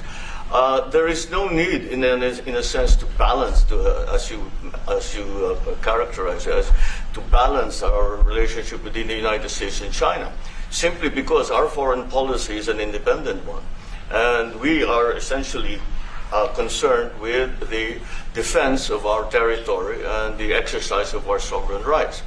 Now, whether we do this not alone, we need to do this with our partners. And again, our strongest partner has always been the United States. But of course, we are trying to form coalitions and multilateral relations so that those like-minded nations who share the same values as we do, who hew to international law, most specifically the UNCLOS, present that position very clearly to anyone who has intentions of unilaterally changing the world order, and that is how we are guided in that. And I don't mind if he gets along with China, because we're getting along with China very well. We have a very good relationship. In fact, the magnets, which is a little complex piece of material, but the magnets are coming out, very well. They're sending them in record numbers. We're getting along with China very well, and I don't mind if the president dealt with China. If that's meant, because I think he has to do what's right for his country. I've always said, make the Philippines great again. Do whatever you need to do, but your dealing with China wouldn't bother me at all. It is something that we have to do in any case. Yeah. Certainly. Mr. President, do you support the Justice Department seeking a new interview with Ghislaine Maxwell, and did you urge the Attorney General to seek one? I don't know anything about it. They're going to what? Meet her? Your Deputy Attorney General is reached out to Ghislaine Maxwell's attorney asking for a new interview. Yeah, I don't know about She it, has but said- I think it's something that sounds appropriate to do. Yeah. Do you have any concern that your deputy attorney general, who's your former attorney, would be conducting the interview, given your past relationship? He's a very talented person. He's very smart. I didn't know that they were going to do it. I don't really follow that too much. It's sort of a witch hunt, just a continuation of the witch hunt. The witch hunt that you should be talking about is they caught President Obama absolutely cold, Tulsi Gabbard. What they did to this country in 2016, starting in 2016, but going up to 2020 in the election. They tried to rig the election, and they got caught. And there should be very severe consequences for that. You know, when we caught Hillary Clinton, I said, you know what? Let's not go too far here. It's the ex-wife of a president, and I thought it was sort of terrible. And I let her off the hook, and I'm very happy I did. But it's time to start, after what they did to me, and whether it's right or wrong, it's time to go after people. Obama's been caught directly.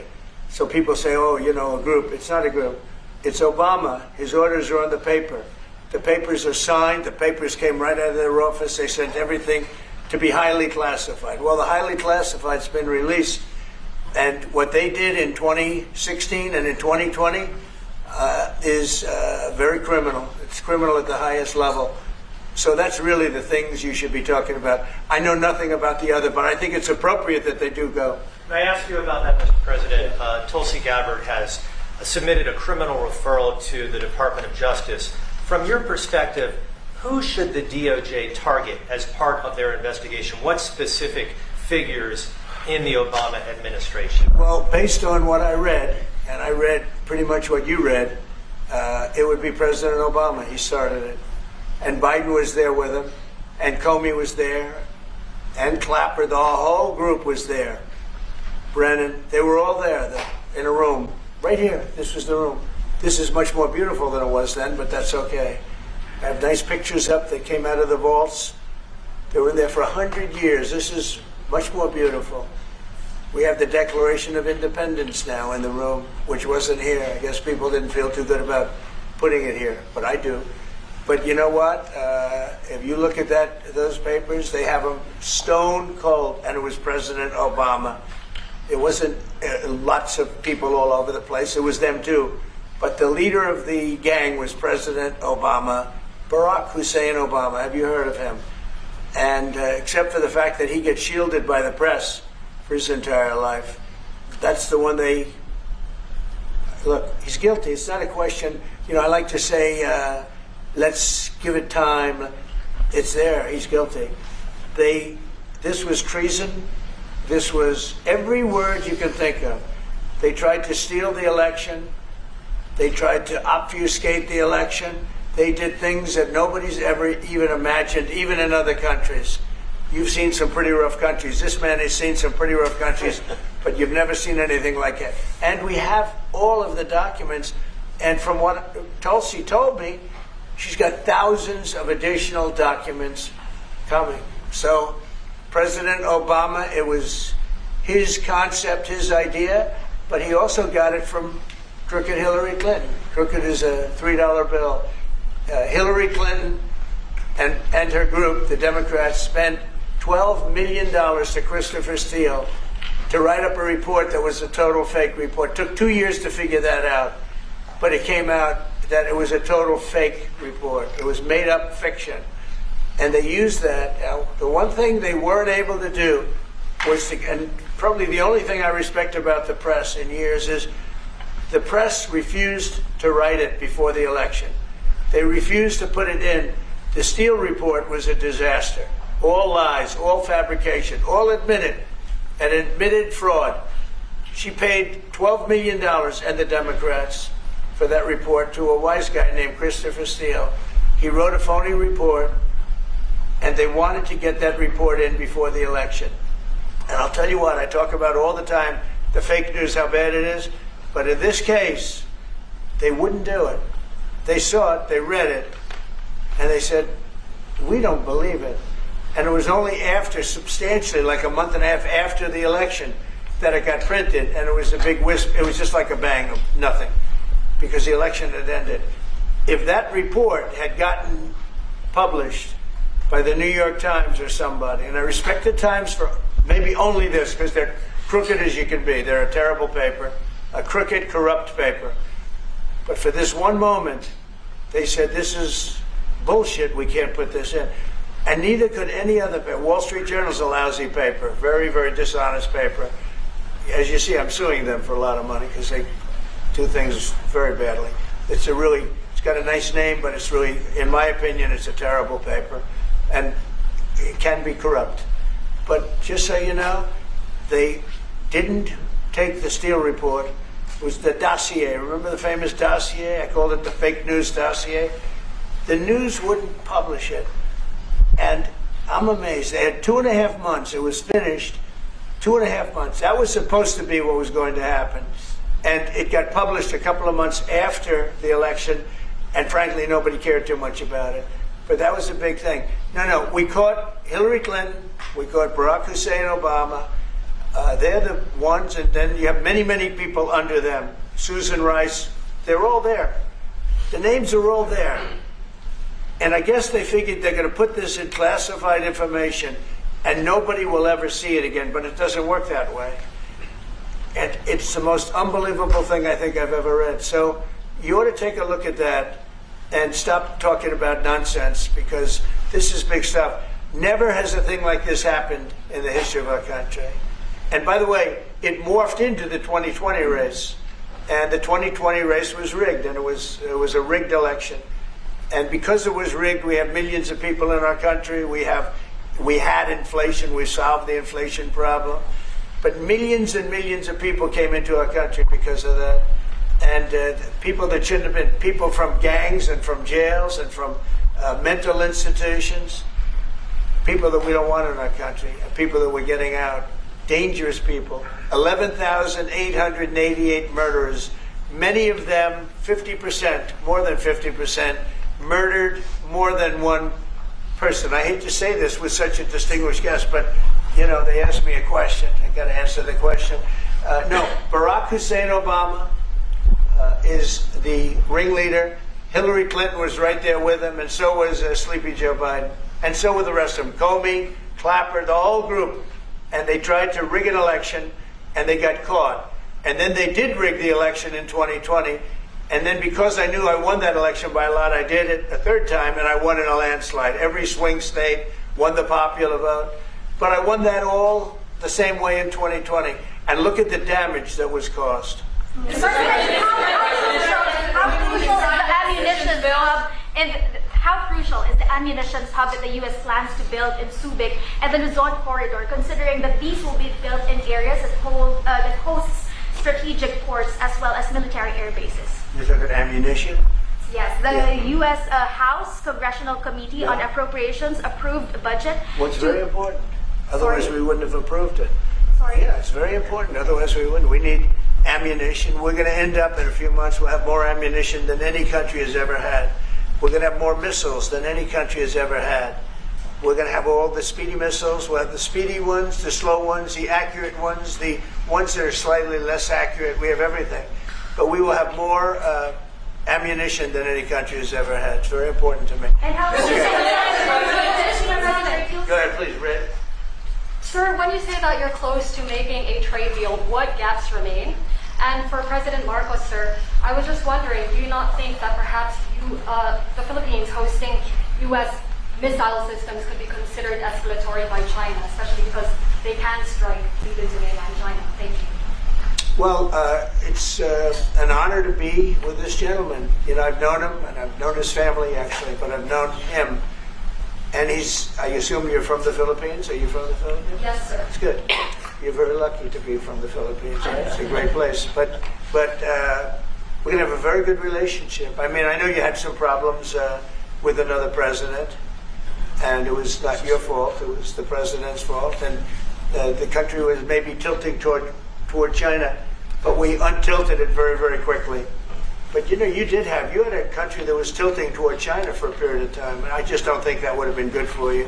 You can deal with China, you should deal with China, but when I got elected, everything changed and they came right back to us. President Trump, Say it again. Yeah, Brian, go ahead. Oh, Mr. President, I just wanted to piggyback off the Sorry, I have housing. a question to President Marcos. I'll let Yes. I'm sorry, what was the question again? It was about whether having U.S. missiles hosted in the Philippines could be considered escalatory by China. All of the what we consider part of the modernization of the Philippine military is really as a response to the circumstances that surround the situation around the South China Sea and now what we used to refer to as Asia Pacific, which we have expanded now to the Indo-Pacific. And if we would certainly, like in any kind of military spending, we would wish that it wasn't necessary, but it is.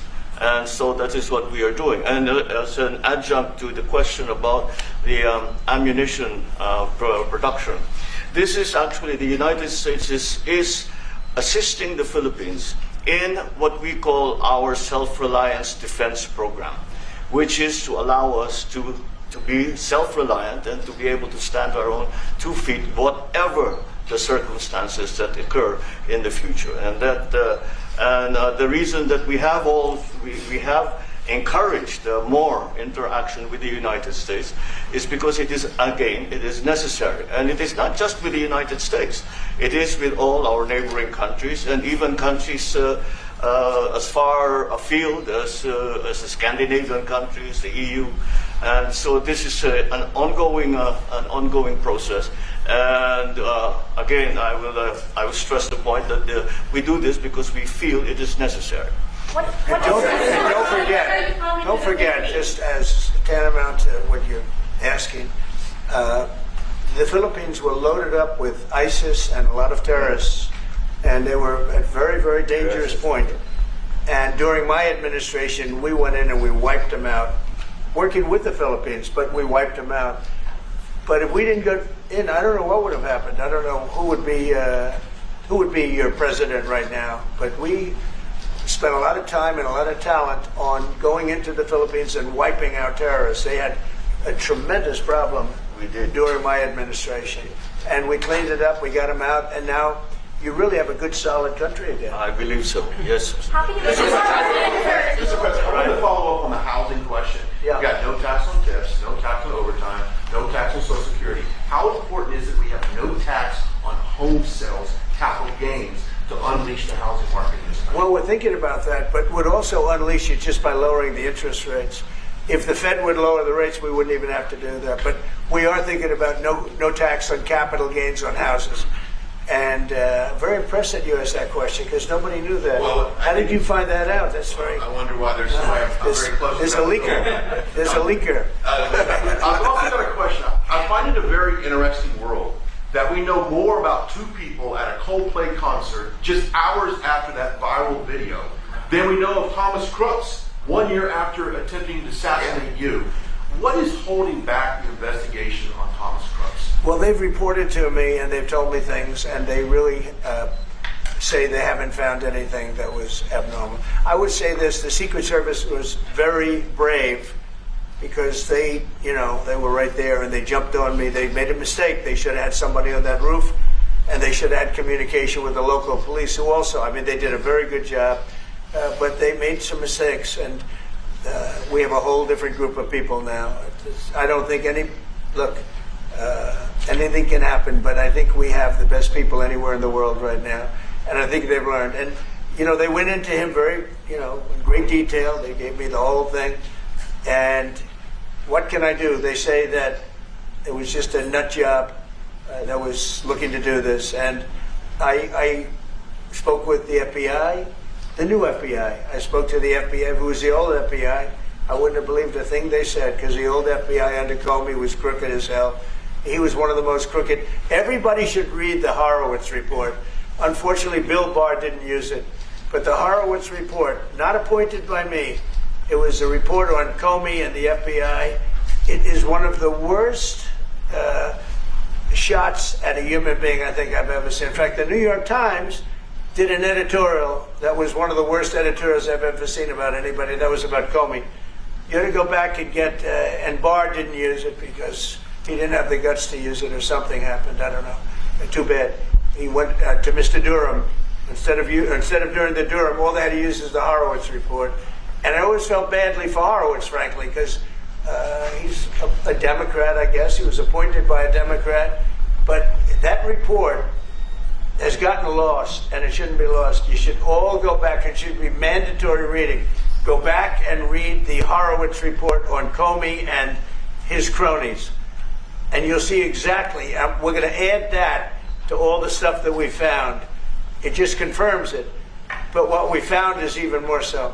Now, we found absolute, this isn't like evidence, this is like proof, irrefutable proof that Obama was seditious, that Obama was trying to lead a coup, and was with Hillary Clinton, with all these other people, but Obama headed it up. And, you know, I get a kick when I hear everyone talks about people I never even heard of. It was this one. No, it was Obama. He headed it up. And it says so right in the papers. Got everything. This is the biggest scandal in the history of our country. And it really goes on to even the auto pen, because it all relates to the same thing. It all started the same sick minds. You have an auto pen, which is a tremendous, well, we don't have a president, we have an auto pen that signs everything. I'll bet you sign everything. You don't have auto pens. Everybody, who doesn't sign? You're the president of a country. But it's all that whole thing, leading right up to the end of it is the auto pen. And the auto pen was used by people, and Biden knew nothing about it. They were signing documents that he knew nothing about. As an example, they released the Unselect Committee of Liability. The Unselect Committee spent 2 years grilling everybody, and then they destroyed all the evidence. You know why? Because the evidence made them guilty. And he gave them all a pardon. The Cheney, all the scum that was on the Unselect Committee, Cryan, Adam Kinzinger, and Democrats. And he gave them a pardon. Do you have something else? Yes, I was going to add one more thing on Adam Schiff. Director Pulte reports that Adam Schiff claims he lived in a one-bedroom apartment. Now, how does a family of four, and you're a developer, very successful developer, how does a family of four live in a one-bedroom apartment? Now, it looks like Adam Schiff really did a bad thing. They have him. Now, let's see what happens. It's not up to me. I stay out of it purposely. But it's mortgage loan fraud. It's a big deal. He defrauded banks and insurance companies and the federal government. But it's very simple. It's mortgage loan fraud. And you're right. It's a lot of people to live in a one-bedroom apartment, right? But he put it down. But he has a lot of other things far worse than that. So, no, Adam Schiff, they have him 100% on mortgage fraud. Now, if there's anybody else in this room except you would have no problem. But anybody else in this room, you'd have a problem. I'd have a problem. Yeah, please. So there was a hearing yesterday in the Harvard case. Would you allow Harvard to get their federal dollars back as a part of any agreement with the administration? No, I'm not giving. Harvard's been given $7 billion. Can you believe it? By the Fed, $7 billion, and we want money to go to all universities, not Harvard. Harvard got more than anybody else. They have $52 billion. They get huge tax incentives and tax breaks on that $52 billion. But they have $52 billion, and they got $7 billion over a short period of time. And we have a very hostile judge appointed by Barack Hussein Obama, a very, very hostile judge who knows exactly right from wrong. But you know, we expect to win it on appeal. She hasn't given a decision yet, but she's very hostile, and she was put by Barack Hussein Obama. And generally speaking, anybody that does that, we're gonna have problems with. So we don't expect to have. We won the case yesterday. Anybody that was there, that was a neutral, would say we easily won the case. But a lot of the case, and a big part of it's going to be how much money Harvard gets in the future. That's not part of the case, and they're not going to get very much. Mr. President, where are we in terms of negotiating about the reciprocal tariff? How far are we? With who?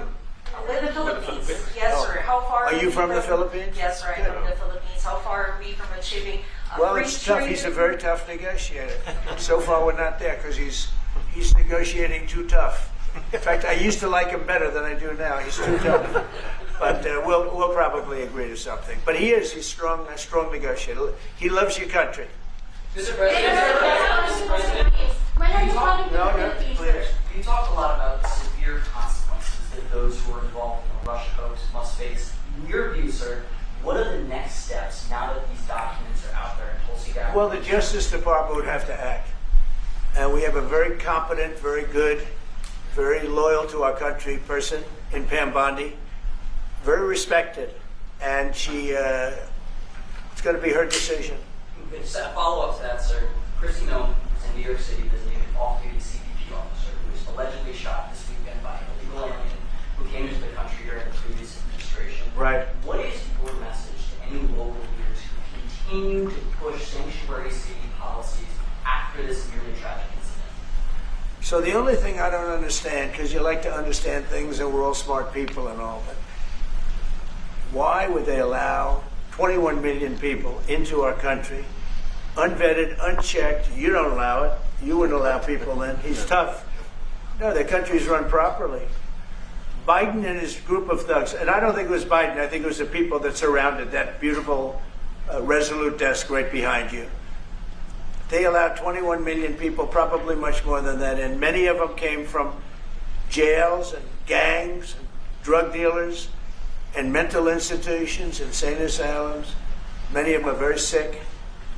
21 million, probably 25 million, probably even more than that.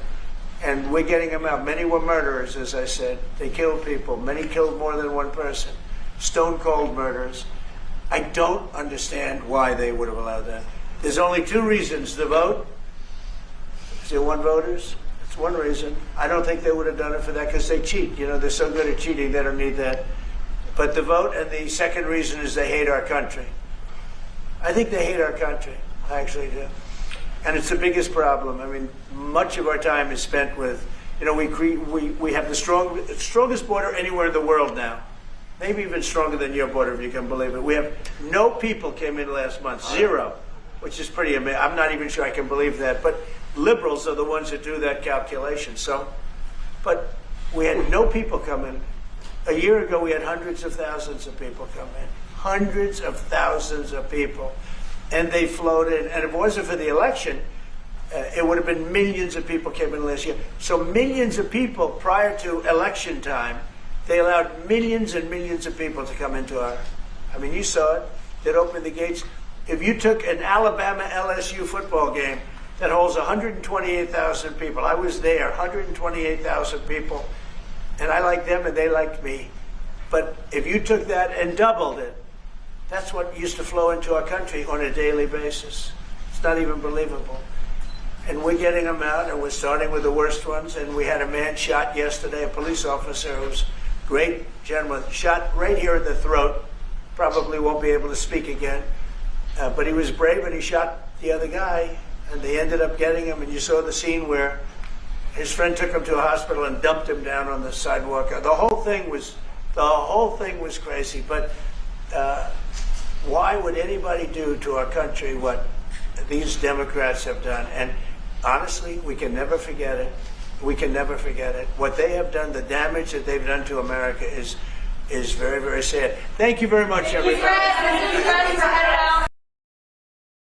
Thank you for tuning into the live show. Yes. We saw a couple of videos today. It has been 3 hours and 8 minutes. All right, I got to take my beautiful, gorgeous daughter to dinner. So you guys have a wonderful time. Instead of looking for perfection, seek for consistency. Never give up on yourself. Never give up on your dreams. Never give up on God. Believe in yourself. Believe in your dreams. And believe in Almighty God. We will be back here probably around 10, 11. I mean, who knows? But we're going to have a good time. Ladies and gentlemen, God is the greatest. Thank God for America. If you're here in the United States, love your country, support your country, and love your neighbors, okay? Love your neighbors. It's not about your parties, okay? Whether you're Republican or Democrat, doesn't matter. What matters is you are American, and it is country before parties, all right? With that being said, God bless you. Be nice, all right? Be nice. Go outside, shake hands, meet people, introduce yourself. Also, shout out to law enforcement officers, shout out to veterans, shout out to the military members. You guys protect the homeland. God bless you. Of course, shout out to first responders. Ice Baby, God bless you. Everybody in the chat, God bless you. Shout out to our esteemed members, Dr. Luke, the GOAT, Ellie, Ingram, Sandra, Ringmaster. God bless you guys. Shout out to our moderators, Terry Vinings, God bless you. Shout out to Jet, MVP Jet, God bless you. Mr. Busky, Zyros Garden, everybody, God bless you. Shout out to Chili Billy, God bless you, Chili Billy. Johnny Five, God bless you. AG says Genesis year or whatever. I mean, who knows what people talk about? God is the greatest, okay? Be safe out there. All right, love you guys.